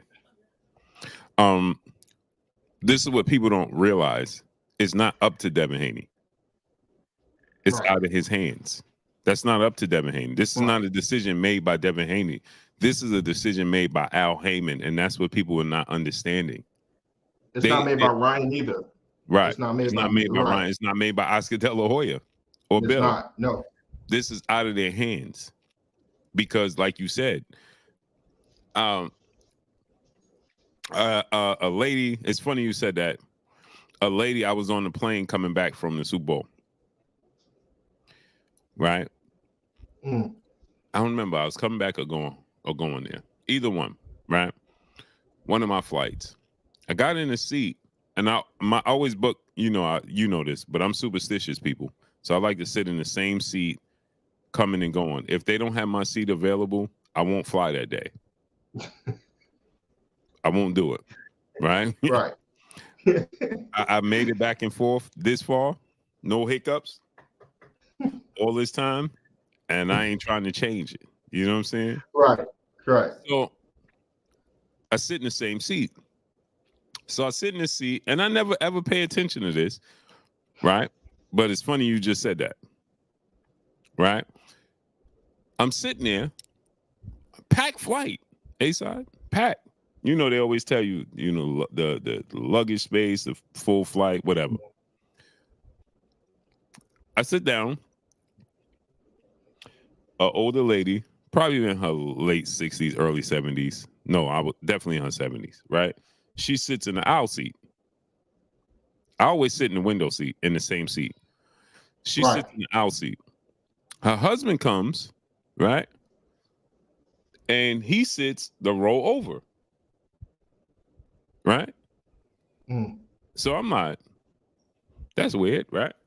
So he sits there, they're talking, but he's the row over, right? Right. So I said, hey, you know, the seat is here in the middle. He could just sit with us. So she goes, oh, that beats the purpose. So I said, it beats the purpose. I said, well, you could sit in the middle. You know what I'm saying? Right? I don't think they're gonna care. I missed what she was saying all from the very beginning. And she says, no. She says, look over there. So when I look over there, the middle seat over there is empty. Mm-hmm. You already know where I'm going with this. Oh yeah, I know exactly where you're going. Yeah. So they bought those seats so that they didn't want somebody sitting in between them. Yep. So they won't be interrupted and they won't feel clogged up. So they pay for those seats. Yeah, they're not like this. Yeah, they're not squished. Yeah. So I said, oh, so now I felt, because the empty seat, I had put my coat there, my hoodie and my bag. And she had her hoodie and her bag. Mm-hmm. And so I said, now I felt like obligated to move my stuff. You know what I'm saying? Like, this is your seat. You know what I'm saying? So she's like, yeah, no. She was like, it's fine. She's like, I just want to, you know, you could throw your bag there, your hoodie there, and I don't have a problem with that. She was like, I just want room, elbow room. I want to be comfortable. Right. Exactly. She said, your bag and your sweater is not bothering me, and his bag and his sweater is not bothering him on that, you know, on that side. So they buy those seats. Clearly they got a little money because they do this quite often. So they buy those seats, the middle seats, so that they don't have no issues. And it was funny because lo and behold, it always happens when you got an empty seat. You know what I'm saying? Somebody's like, hey, can I sit there, this, and, you know, because you know, that first aisle seat where the door is, you don't have no TV there. Right. You know what I'm talking about? So somebody tried to move there and they was like, absolutely not. Absolutely not. You know what I mean? So I understand what you're saying is business. You know what I mean? People are going to hotels and they'll buy the room, they'll rent the rooms next to their room. Exactly. To make sure there's no interruptions and no no disturbances, nothing. Yeah. So it's business. Right, it's business. So that's what happened when Al Heyman is like, and just to clarify what A-Side is saying and what we're getting at with this story and this situation is that people are looking at it from a completely wrong, right? They're looking at it from a completely wrong view. They're saying, well, Devin is fighting April 20th. Canelo don't fight till May 4th. That's 2 weeks. They don't want nobody sacrificing and having to make a choice buying tickets to come to Vegas. Or I could come to Vegas at this time and not that time. They want the dates in and around that time clear. Yep. Clear. They don't want so they buy the venues out. They don't want to exhaust any hotels, any venues, nothing. They want it set up for them and them only in the surrounding times. So therefore, hence the reason why you very rarely see them have back-to-back fights in the same venue. They spread it out themselves. So it's very rare that you see PBC at the same venue back-to-back. or Top Rank or anybody for that matter, because they don't want to interrupt with the promotion and the sales for that. They want to scoop up any and everything from that as possible. Because you got to think about this, right, A-Side? Another thing is people don't understand the promotion. Put this in the refrigerator for me. They don't understand the promotion, right? If I go to Vegas April 20th that week, all I'm gonna see is billboards and stuff promoting Devin Haney, advertisement for Devin Haney, Ryan Garcia, when I could be using that advertisement that 2 weeks before as advertisement for Canelo on those billboards, and Canelo only. You know what I'm saying? Now you could look at it. You could look at it also another way and say, well, you could use Devin Haney fight to piggyback and make people aware of Canelo Alvarez. Yeah, that's the case. You understand what I'm saying? But at the end of the day, you want to maximize. And so what Al Heyman did was exhaust the options around him. And people think that it's Devin Haney. Oh, Devin Haney and Bill Haney, Oscar De La Hoya, they took it to Brooklyn. No, they didn't take it. They didn't by choice make it go to Brooklyn. That's not by choice. But J Pitty City, let me get these super chat. J Pitty City, brother, in the super chat, dropping that Cinco on the super chat. He said, Blue, what do you make of UFC already picking the September 14th date for their event? That's usually a Canelo day. Where is it, though? Where is that fight, J Pitty? Where's the UFC event? Because they can have the date. Is it in Vegas? Because if that's salute Swat Jones. Salute to my brother Cali Enigma in the building. Cinnamon said, what's up? Just being E, my brother in the super chat, dropping that Cinco on this in the super chat. Told you, Blue, I calling Dev by KO stoppage, 9th or 10th round. Just being E, you've been saying that. He said Vegas at the Spear. He said Vegas at the Spear. Wow. Wow. And you know why that happened, A-Side? You know why that happened, right? Go ahead and say it, because they taking too long. They taking too long to announce these fights and dragging their feet with this situation with Canelo. Didn't we just talk about that last night? We just talked about this last night, me and Fo, and why the UFC is taking over. We just talked about that with boxing. They dragging their feet. They're dragging their feet. So it's allowing for other people to come in and swoop up spot. Like they're going to be able to make a mockery out of boxing in the next couple of years if they keep this up. Boxing has to change. We just spoke about that. Wow. Just spoke about that. And A-Side to have it at the Spear? Yeah, the Spear is the biggest thing now. Everybody's talking about that. Everybody's talking about that. We just spoke about this. Bro, I could promise you this. Canelo ain't gonna fight September 14th. Not in Vegas. No, sir. Not in Vegas. The Spear, UFC, and they're gonna put on, bro, the Spear. People are head over heels to get in there. Because they could, man, come on, man. They make the Spear look like the man. Come on, I seen it look like a moon at one time. I was like, yo, it looks so dope. Yo. Fun fact: my condo right across, looking at the Spear and looking at the stadium. Right. A-Side, the entire Super Bowl, it was showcasing the Super Bowl with the score on it the entire time. Oh, at the Spear? Yeah, the entire time. That's wild. The outside of it, it had the score. The time, it's just like you was watching a game on ESPN. That's wild. Yeah.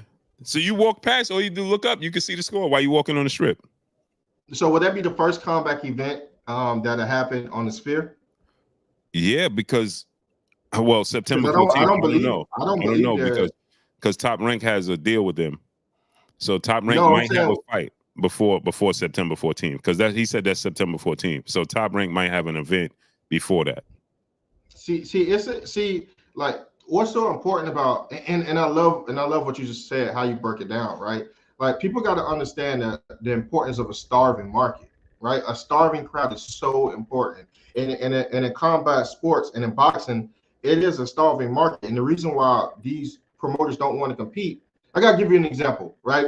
If you have an audience, like 50 people, and they just got through eating, right? All you can eat buffet of whatever they wanted to eat. And then you roll in there with some dessert. And you say, hey man, hey, I got some dessert. And dessert, they real cheap, but it's gourmet, 5-star chef. Then they cost $5 each. They're on discount. These desserts usually cost $50 a pop, but it's $5. You may have some people, maybe 5, go up there and get some dessert, whatever like that, maybe 10 at the most, right? But people are full. They're not starved. They're really, really full, right? And you have a room full of people that have been in the room for a week. They starving. The only thing that they had was water. You see what I'm saying? And that water had electrolytes to keep them alive. So they're not thirsty, but they hungry.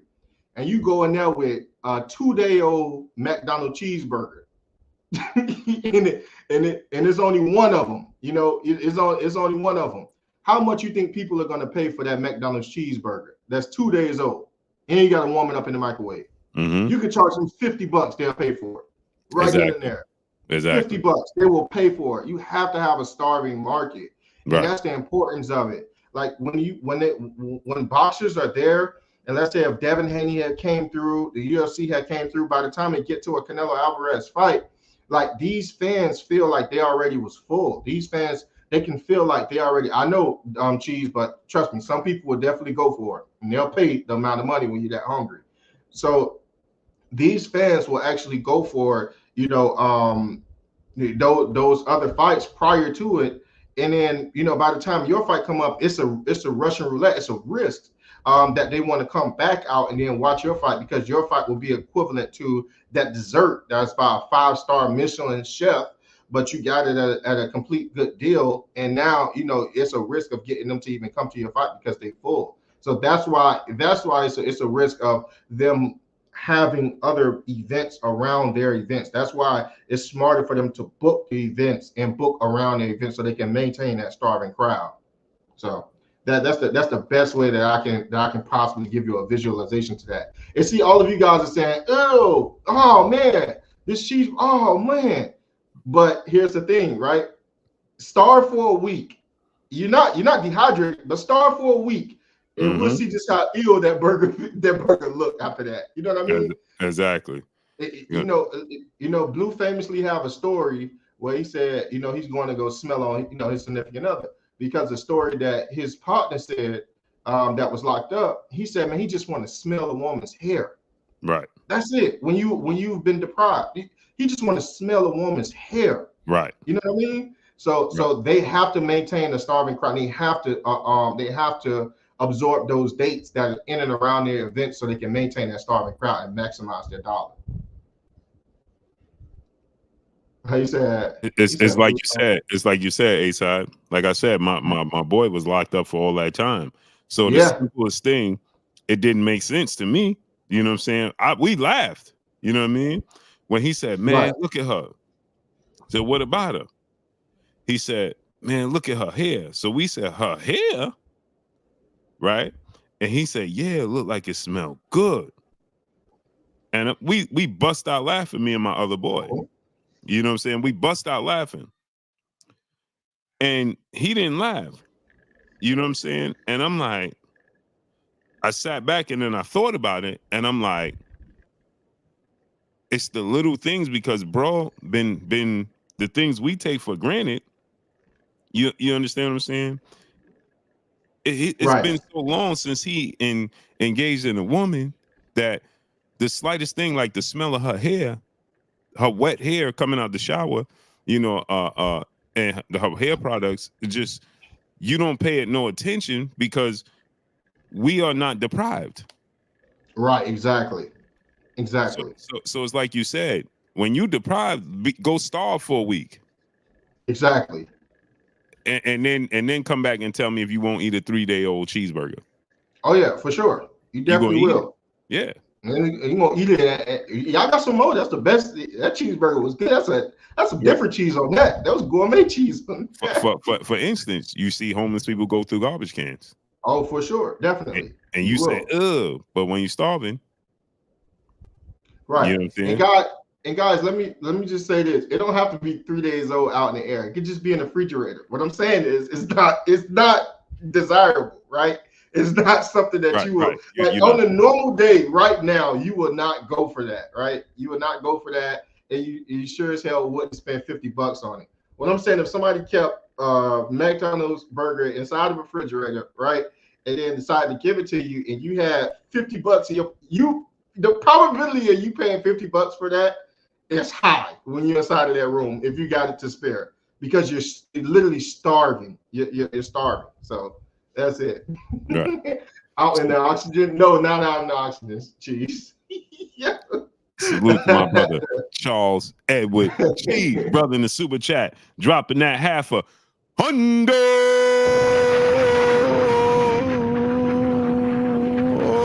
Salute, Great Boxing Club. Salute. On us in the super chat. Salute to my brother Cheese. Salute to my brother Cheese, back in the super chat, dropping that quarter of a $100. Be the menace. Salute, be the menace. On us in the super chat. Salute to my brother Cheese.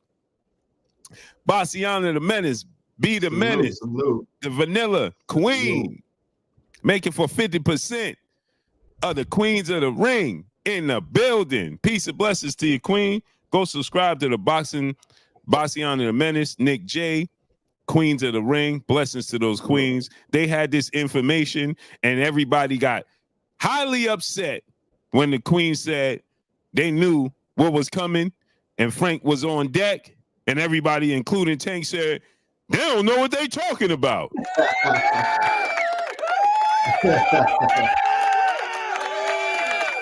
Boy, they be mad when you have information, don't they? Hey, Bassiana, put your link in the chat so that people can go ahead and subscribe to your channel. Salute to you. Preacher yeah. Country yeah, so I think that helps them understand it, more. In New York, I don't see what where. All right, let's break this down. Let's go into this. When has New York become a horrible? First of all, people are saying that, A-side, this is what, and please, and I want you to say it, because see, when I say it, it's considered, man, you just from New York.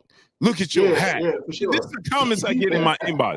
Look, all you wearing Yankee hats and New York hats. You just New York through and through. Bro, when has New York City become a downgrade to anything when it comes to events and performing?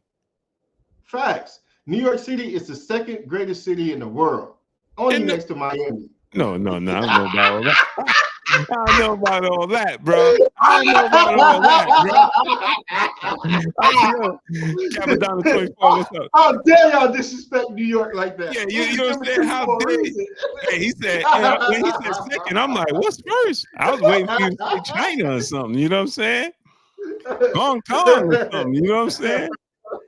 So my thing is this, right? And go subscribe to the Queens of the Ring, Bassiana the Menace. She just put the link in the chat. Please click that link and subscribe to their channel. So now, A-side, and here's the thing, the ultimate thing that got me, and then people got real mad. Tank took the social media, Leonard Ellaby took the social media, right? But A-side, Tank only headlined in Vegas once. Right. So what are we talking about? And leading up to his fight with Ryan Garcia, before that, the biggest fight he did, the most successful fight he did, was in Brooklyn against Rolly. Mm-hmm. That was in Brooklyn against Rolly. Salute, Quincy Carter.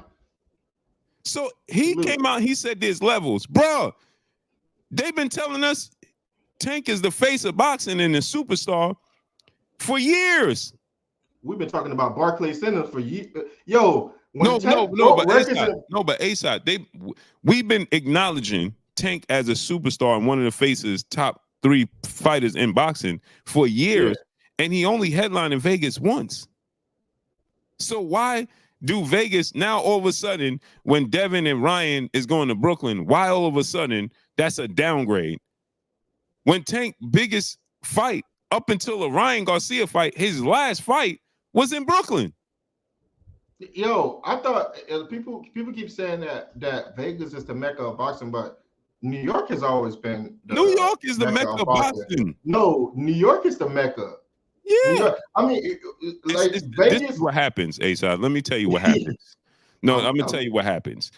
Right. Because it's getting misconstrued now because it's not at the Garden. Right. So when it's not at the Garden, people are saying, well, it's not the Mecca because you're not fighting at the Garden, you're fighting the Barclays Center, and it's fairly new. No, New York always been the mecca of right. boxing. I never knew. But what people don't understand is Madison Square Garden is just a bridge drive from the Barclays Center. Now, because of the traffic, it's going to take you a while, but it's only the bridge is right there that connects the two cities.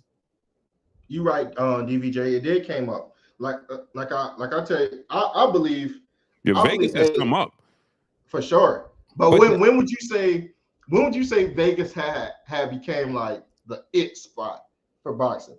When would you say? Mike Tyson era. Who made it the it spot? I would say the Mike Tyson era. Mike Tyson era, right? Mm-hmm. What was the it spot prior to that?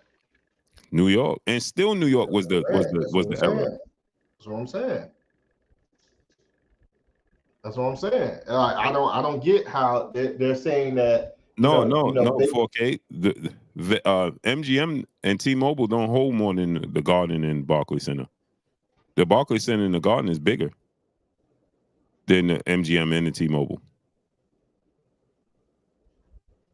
So and salute to my brother Drew in the super chat. He said, "What y'all thought of the Inoue fight? It was a good fight, man. It was a good fight. Very good fight.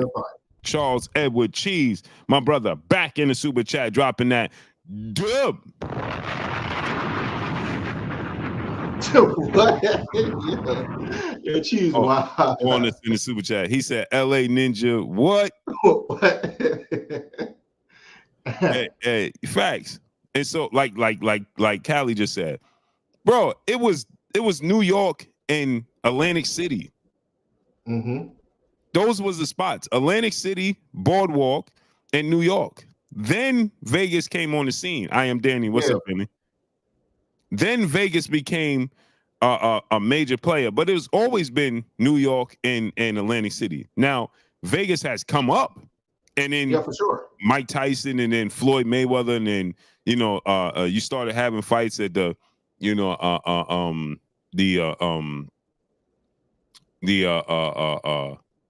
man, I'm brain farting. Yeah. What's the name of the hotel? Oh, you're talking about the MGM. No. MGM is Johnny Come Lately. Caesar's Palace. It was Caesar's, and what was the other one? You got Caesar's Palace, MGM. What's the other? I'm drawing a blank. Hold on, wait. Man, it's the first hotel on the strip. Unbelievable. No, I must be tired. I must be sleepy. It's the first hotel on the strip. It's the Mandalay Bay. Thank you. Yeah. Okay. The Mandalay Bay. So you had the Mandalay Bay and Caesar's Palace. You understand? But it was Atlantic City. It was New York, the Mandalay Bay, and Caesar's Palace. Right. But they and Floyd Mayweather and Mike Tyson, they took it to another level. You understand what I'm saying? Right. And then all of a sudden Vegas, because they started to build up Vegas. Right. Not but the city alone, it starts to become more of an attraction. But since when New York City is a downgrade? Man, stop. Hawaii Chris, my brother in the super chat, dropping that. Oh, go ahead. On this in the super chat. He said, "Hey, Blue and A-Side, been busy, but I'm back. I was just wondering if Haney Garcia fallout, do you think he go for Matias since T.O.'s avoiding him?" Yeah, but that would have to be down the line. Yeah, that would have to be down the line.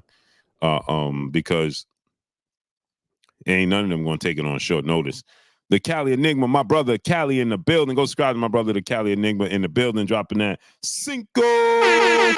On into the super chat. San Juan del Sur is the most beautiful place in the world. Fake boxing enjoying assisting in blocking fights. Fake boxing, yeah, enjoying assisting in blocking fights. All facts. All facts. So yeah, so that's what I'm saying, right? So go ahead, Ace. I'll cut you off. I forgot what I was. No. I think I know what I was gonna say. Right. I think it's good. You know why I think it's good? Okay. It's going to give some people something to talk. It's going to give people something to talk about. Like, I'm gonna be honest with you. I think, and this is no slight to Devin, but it's only going to be one spot for A side. I think Devin is the ultimate B side for Tank. I believe that they are match made in heaven for each other. They have to fight. He's the ultimate B. So if they do big numbers at the Barclays Center, I don't know if it'll rival or even beat Gervonta Tank Davis's number, but it would show that he has the type of pull in order to garner a fight with Gervonta Tank Davis. I don't know if Devin or Ryan do 1.2 million. I don't think they're going to do 1.2 million because Ryan had gotten beat, and the excitement for that fight is completely different than what it was for a Tank in a Ryan Garcia fight, which is two knockout artists getting in the ring with each other. That always make for an attraction, right? But let's say if Devin and Ryan do 600,000, 700,000, is that not a valid reason to have Devin Haney and Gervonta Tank Davis fight? I think that will be the biggest name that he will have on his resume on both sides of the spectrum, as far as accomplishments, ability, and also pulling power in regards to fans and attracting a massive audience. I think that with Ryan Garcia and Devin Haney doing that, they're already going to be compared to Tank. They're already going to be compared to Tank. So them doing it in the Barclays Center is just add on to the story. You see what I'm saying? Because what if they able to do to be successful in the Barclays Center and they're able to successfully pack out the house? It may not be at the same price point that Tank was, but if they're able to do it, then it justify, at least to me, a reason for both of them to fight. He will be the ultimate B side to Tank's A side. That's just what I believe. That's what I believe. Blue, let me ask you this. And that's my thing. I'll ask you when you're done. All right, let me get the super chat. Big Herm, my brother in the building in the super chat. He said, tell him, Blue, hop on the 2 or 3 line. You good. All facts. Well, you gotta be careful. You gotta be you gotta be careful. You gotta be careful. You know what I'm saying? But you definitely got to hop on the 2 or the 3 and you good money, but you got to be careful. Tori, what's good? TY, what's up? Go ahead, A-Side. Now, I was going to ask you, what do you think the pay-per-view do with Ryan and Dev? I think it's going to do like between 4 and 5. 4 or 5. Mm-hmm. Okay, 4 or 5. I think your numbers are closer to. No, I wouldn't say that. His numbers was lower than that. Your numbers are closer to. I think I forgot who your numbers is closest to. You're closest to. Yeah, 4 or 5. Mm-hmm. Okay, my numbers is a little bit higher than yours. What's I think they're gonna. I think mine's is anywhere between 5 max, absolute max 7, and I'm being wishful. 5 to 7, and I think that because 2 things. This is why. I think that people are going to want to see Devin versus Ryan to use him as a measuring stick for how Tank did versus how Devin would do. 1, and then 2, Devin Haney's a hustler, right? Whenever it comes crunch time with Devin and it comes crunch time with Bill, sometimes like they on YouTube, they'll spit so many interviews out. Devin at one time will have like 1 to 3 interviews, hour long. And coming up from his fight, he's literally hustles. He goes on podcast after podcast after podcast hustling, right? So I think he's going to hustle in this fight, but I think he's now going to hustle with a marketable name. See, before he was just doing that, he was doing it off the mud, he was doing it off the strength, whereas he had to do it himself because everything that DHP got, they earned it. You see what I'm saying? Now he's going to be able to do that with a marketable name. I wonder if that's going to kick up those numbers a little bit. You get what I'm saying? Because sometimes I'll get on and I'll actually I say, Blue, you know, have you watched the interview with Dev with this and that? You're like, I ain't watched that one yet, but I'm watching this one. I'm still on this one. He'll have like a pivot out. He'll have another podcast. This out. He'll have another podcast. Like sometimes I will be watching the podcast and then Devin to have another podcast that just dropped. You know what I mean? So he's a hustler. I think Ryan is going to hustle. I want to see how those numbers look. I'm very interested. I really want them to do higher than 500,000 because then there's no more excuse as to why Tank can't fight Dev. That's why I really wanted to do higher than those numbers because there's all the excuses are vanished. They're all gone. Anything higher than 500,000 is done now. It's done. Now let me ask you this, right? Trinidad Dream Deuce, what's up? J Pity City, my brother in the super chat, dropping that Cinco on this in the super chat. I seen Keith versus Danny Garcia, and I seen Wilder versus Ortiz 1 at Barclays. They were actually filming scenes for Creed 2 at the Wilder versus Ortiz 1 fight. All facts. All facts. Now let me ask you this too, Ace. What you think Tank and Frank Martin numbers are gonna do? That makes me feel a little bit uncomfortable, right? Because I'm thinking anywhere between 300, 375, maybe 400. Maybe 400 at the top end. I'll go 300 to. I still feel like I'm kind of hot. 375, 375, and that's because of Tank name and then the people that he's going to have from the Ryan Garcia fight. I think that he has most of this fight is going to be from Tank's name. It's not going to be from Frank Martin's name. It's not. You know, what do you got for that fight? I think it's going to do about 300, 250 to 300. 253. Okay, so we're not too far. And I'm talking about higher end, right? 375, somewhere like that. 400 it's a stretch for me. I'm really trying to, but 375.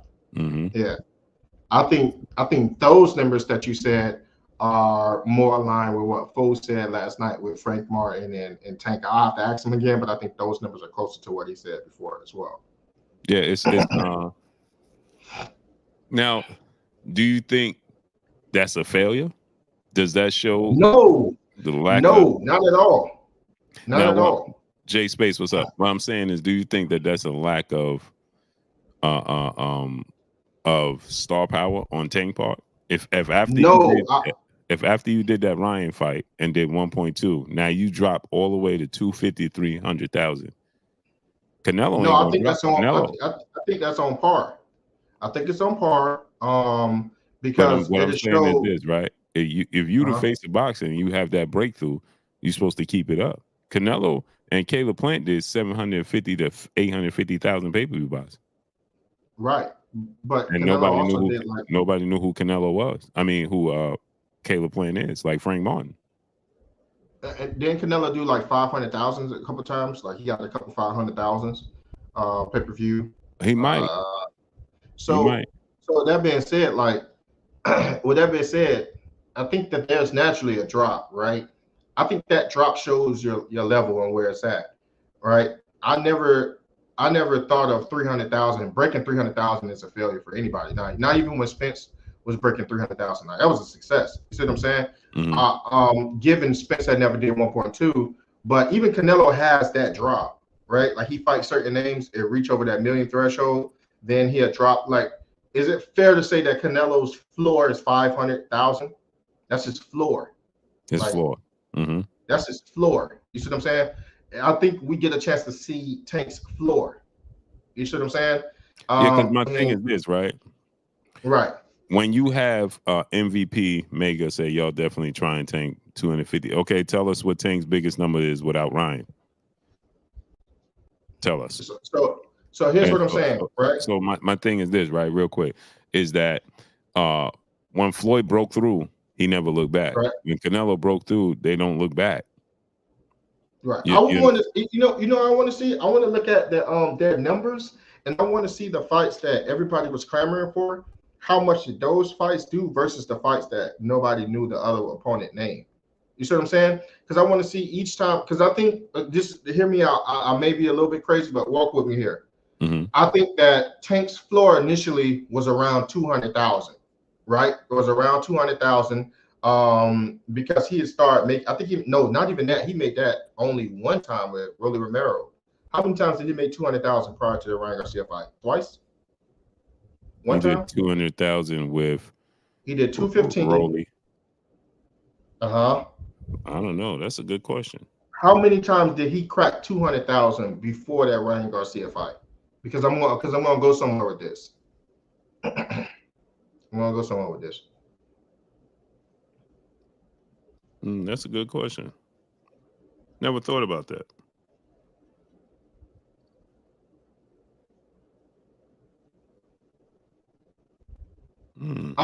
So Rana, how's everything? Great, brother. How you feeling? Yeah, that's a good question, bro. Let me see. Right. So for instance, right, this is what I want to say. Let's say hypothetically speaking, Tank's floor is 200,000. Then he fight a major fight, right? That brings him to 1.2 million. Naturally, I think the floor is going to go up because people are going to be attracted to his name, and his star power is going to bring that floor up. So the next time he fight a name that nobody really knows or care about like that, certain people are going to stick to Tank and become his hardcore fans. They just are, right? Naturally. So next time that floor may be at 300,000. You get what I'm saying? Him and Leo Santa Cruz did 200,000. Him and Leo Santa Cruz did 200. Okay, that's one. Him and Rolly did 200. That's two. Mm-hmm. I believe that's it, right? I'm still checking. Yeah, Mario Barrios says it did 200,000. 200,000 Mario Barrios. So that would be. Isaac Cruz did 100,000. Okay. So his normal is 200,000. About 200,000. Okay, so let's say this, right, Blue? Walk with me on this, right? So 200,000, right? It's his average. He fights a name that's really big that everyone wants him to fight, right? It pops that million mark, and that's hot. It pops that million mark with Ryan Garcia and Gervonta Davis. It shows just how much people really wanted that fight. Next time when he go back down, I think his floor naturally is going to go up. It may go up 100,000, 150,000, right? It only makes sense because certain people are going to be a bigger fan of Gervonta Davis. Some of the Ryan Garcia fans are now his fans, and certain people that have always been fans of him probably will even become hardcore fans. So let's say that floor is now 300, 350,000. That's his floor. As long as he's not going under that number, I feel like it's a success. Now he fight Devin Haney. Let's just say hypothetically he beats Devin Haney. Now his floor is at 400,000.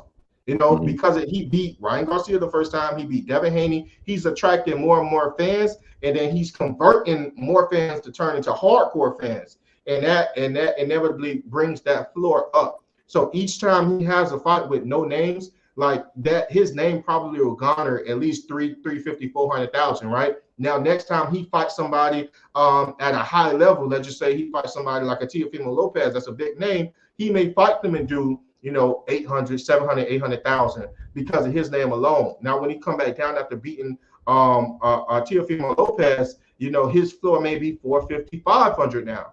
It all relies on how many names that you're going to beat because you're going to extrapolate their fans.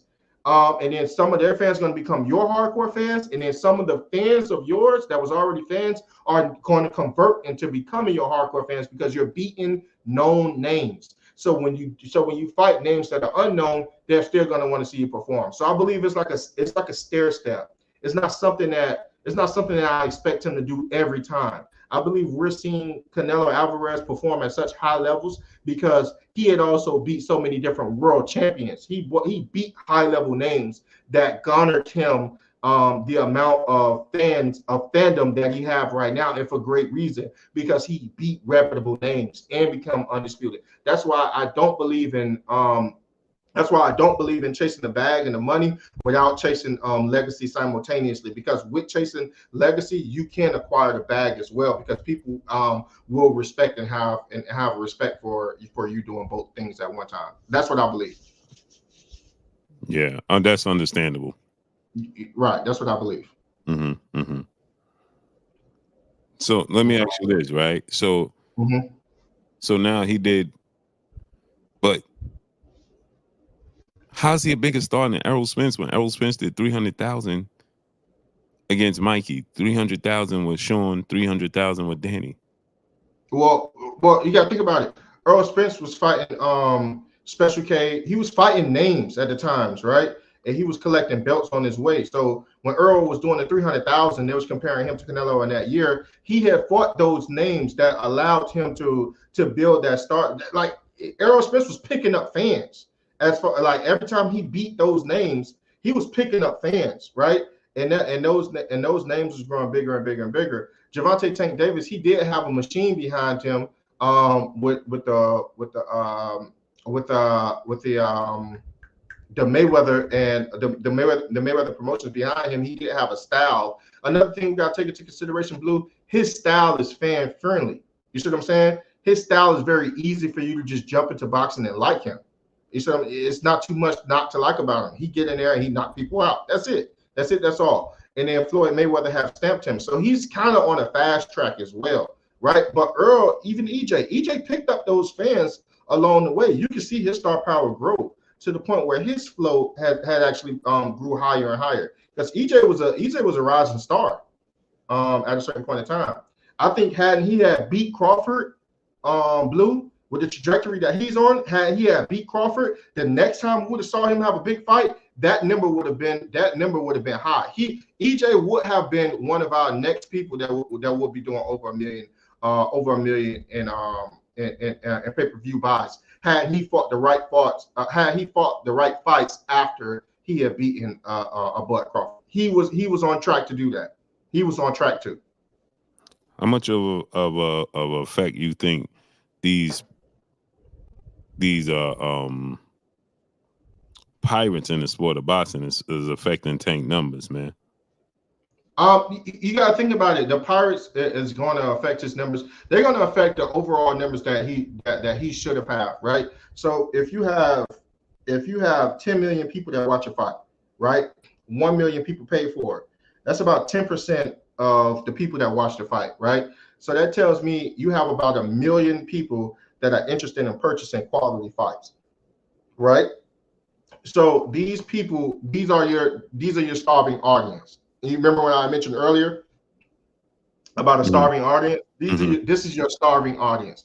The reason why you notice your starving audience is because out of all the people that are pirating, they could have just pirated and got the same fight for free, but they didn't. They paid for the fight to get a more quality fight to support you, to support the sport of boxing, and to get a better version, a better product, right? Because these are the buying customers, right? I think it does affect the sport of boxing, but I don't think it affects the sport of boxing in a way that people think it affects the sport of boxing. I think fights not happening affects the sport of boxing way more detrimental than the pirating, because you have a group of fans that are willing to pay for quality. You always going to have people on this earth that are willing to pay for quality. Because we're talking about pirating, I don't see UFC having the same issues. The reason why they're not having the same issues is because they're giving the people the fights that they want to see. I got a bunch of people, I got a bunch of friends that are inside of the army. They pay for UFC pay-per-views like it's nothing. They don't have no problem coughing up their money to UFC fights. That's because they're getting the fights that they want to get, and they're not stretching out the time frame that they're getting these fights. So it's you're less inclined to pirate something that you're getting quality for. You obviously see that the sport is trying to cater to you in some way, shape, or form. So you're going to feel a natural inclination to pay for the sport for receiving said quality, right? But if you see a sport that's steadily robbing you and then trying to ask you for the same funds as if they've given you so if I just made you a burger, right, and it's that same McDonald's burger, but I want you to pay me as if you went to Gordon Ramsay's, and I want you to pay me as if you went to Gordon Ramsay's restaurant. like the natural question to you would be is, why should I pay you that much for a McDonald's burgers? All you did was got a McDonald's burger, put it in a Gordon Ramsay wrapper, and then you tried to sell it to me at a Gordon Ramsay price. Well, why would I do that? It makes no sense. You see what I'm saying? I can just go to McDonald's, which would be like pirating, right? I can just go to McDonald's and then buy the burger directly, and I can have that burger for essentially free compared to what it is that you're trying to charge me for it. Right. You get what I'm saying? Compared to what you're trying to charge me for. If you're giving quality, people will pay for the quality. We're not giving the fans the fights that they want. Yeah, that's 1000%. I agree, bro. You know, that's the problem, man. That's what's holding the sport of boxing back. Last few words, man. Big Herm brother in the building in the super chat, dropping that Cinco on us in the super chat. He said, "What do Ryan career look like after a bad L from Devin? Will he be an A-side show or a crossover attraction? He seems to know something coming." Ryan Garcia loses bad to Devin Haney, bad, like gets stopped or something, it's going to be over. Because he's already not taking the sport of boxing serious. So if he takes a bad loss to Devin Haney, I don't think he's going to see a light at the end of the tunnel, A-side, to want to continue to commit to the sport of boxing. You said mentally? Mentally and physically. I just don't think that he'll have the motivation. Yeah. You know what I'm saying? I am Danny 716. He said Devin can't stay. It don't have a bad loss. Don't have to be a stoppage. No, it could be worse if you get beat up for 12 rounds. You don't even have to get beat up. You could just get outboxed and outclassed for 12 rounds. Yeah. And that could derail your confidence. So a bad loss don't have to be a knockout, and a bad loss don't have to be a stoppage. A bad loss mentally can be just getting outboxed for 12 rounds badly. And you can feel like there's no tomorrow now. You can suddenly start to feel like, man, what's the point? You understand what I'm saying? You can suddenly be like, well, I don't have no wins. Yeah, no major wins. Yeah. No major wins. Like you can start to question yourself. To question the skill set, there's a lot that come along with that. You know what I'm saying? Yeah. That people don't realize and don't understand. You know, we automatically think bad loss means you got to get knocked out. That's not the case at all. That's not the case at all. Getting knocked out is not the case. You know what I'm saying? So, again, a bad loss could come in a lot of different ways. It could come in a lot of different forms. And if he has a bad loss, a non-competitive loss to Devin Haney, A-side, I don't think he's going to bounce back.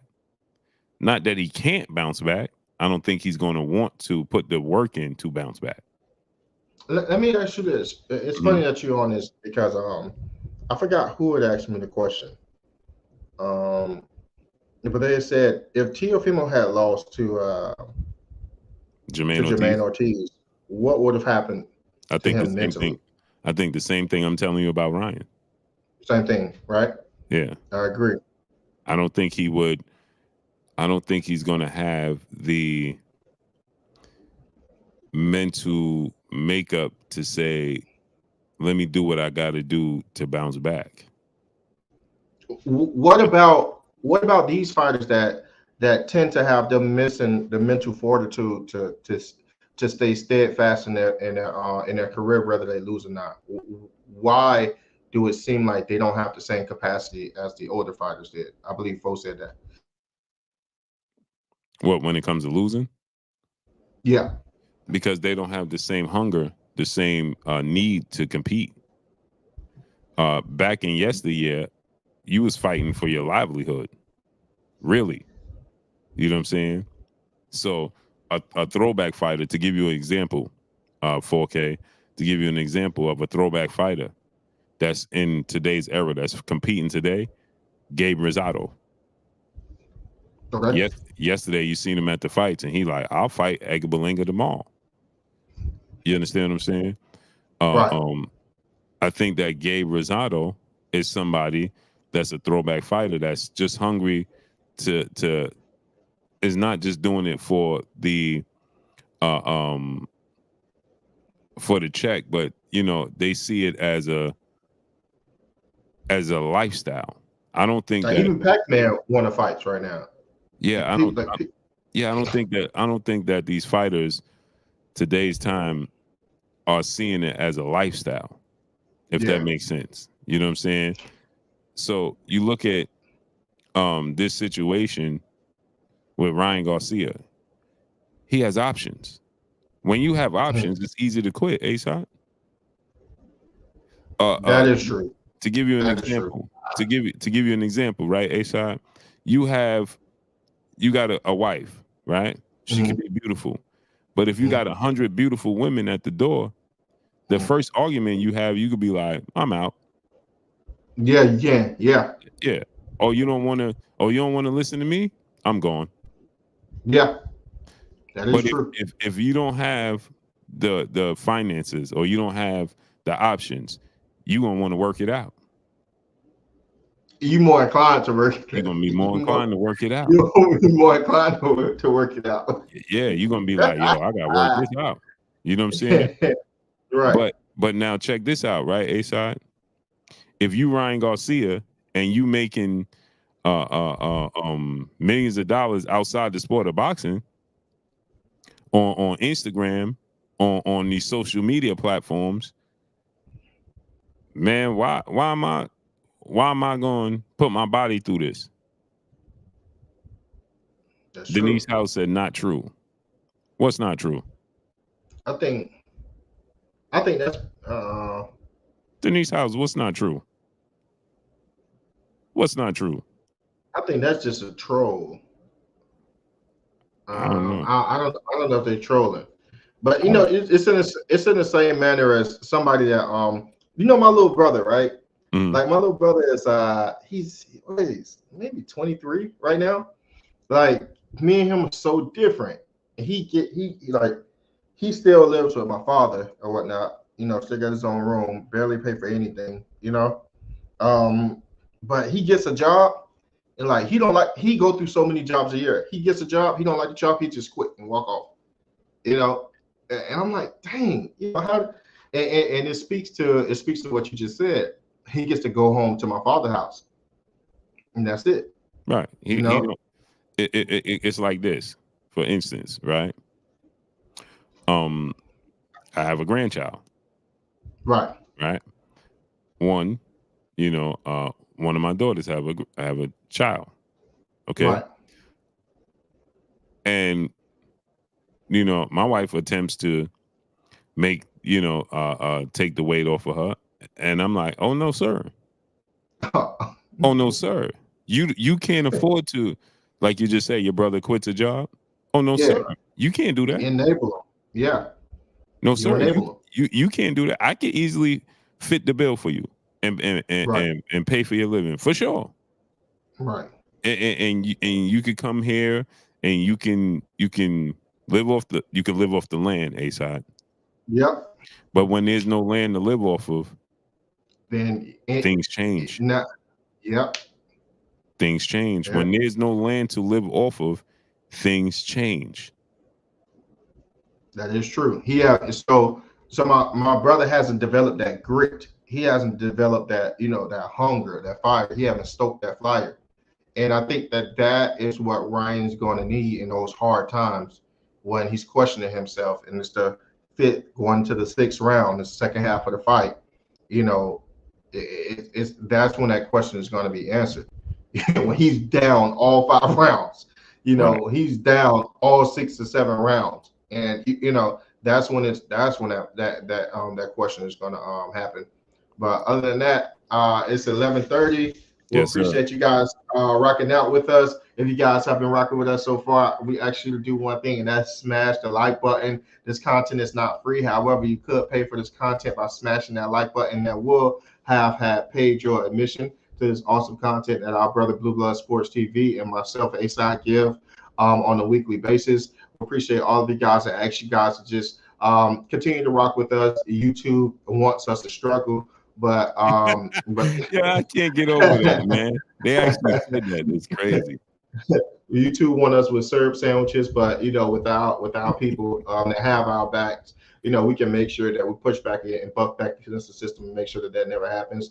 We actually got to smash the like button as we rebuild to YouTube to show them that that we're here to stay, and we support boxing. We appreciate all of you guys. Love all of you guys. With that, Blue, you could definitely take us out. Denise Howe said, I mean, he keeps going. So, yeah, no, I'm not saying for sure. I'm just saying I can see a scenario in which he can just throw his hands in the air and say, you know what? For what? That's what I'm saying. I'm not saying he will. I'm saying I can see a scenario in which if he gets dominated by Devin Haney in a bad way and outboxed or outclassed, that he could just throw his hands in there and be like, oh, I'm done. What's for me to do here? There's nothing for you to see here. You understand what I'm saying? And in that manner, we out. Y'all already know what it is. It's your boy Blue Blood Sports TV. Hate, like, comment, and subscribe. You haven't subscribed, hit the subscribe button, hit the like button, hit the bell icon to get all the new notification. Follow us on Instagram at Blue Blood Sports TV, all one word. Y'all already know what it is. Shout out to the entire LDBC. Shout out to Black Media Row. Make sure you like and share the videos. And we got some things coming down the pipeline. So I'll hit you up, and because I want to start early. I want the stream to be like 6:30, 7 o'clock Monday through Friday. Earlier during the time, I just went and looked at a few more studios because I was having issues with the internet with the area. Yeah, right. Yeah, so I'm gonna go see if I can upgrade the internet over there. But I have 2 other studios I have looked at, so we're gonna look at that and make it happen. Okay. All right. Okay. In the phone call, so yes. The trolls can have a line to call in on. Yeah, we're gonna have the phone lines open. Yeah, right. We're gonna make it to where they gotta pay the troll, because these dudes not gonna. They gotta pay to call in and troll, man.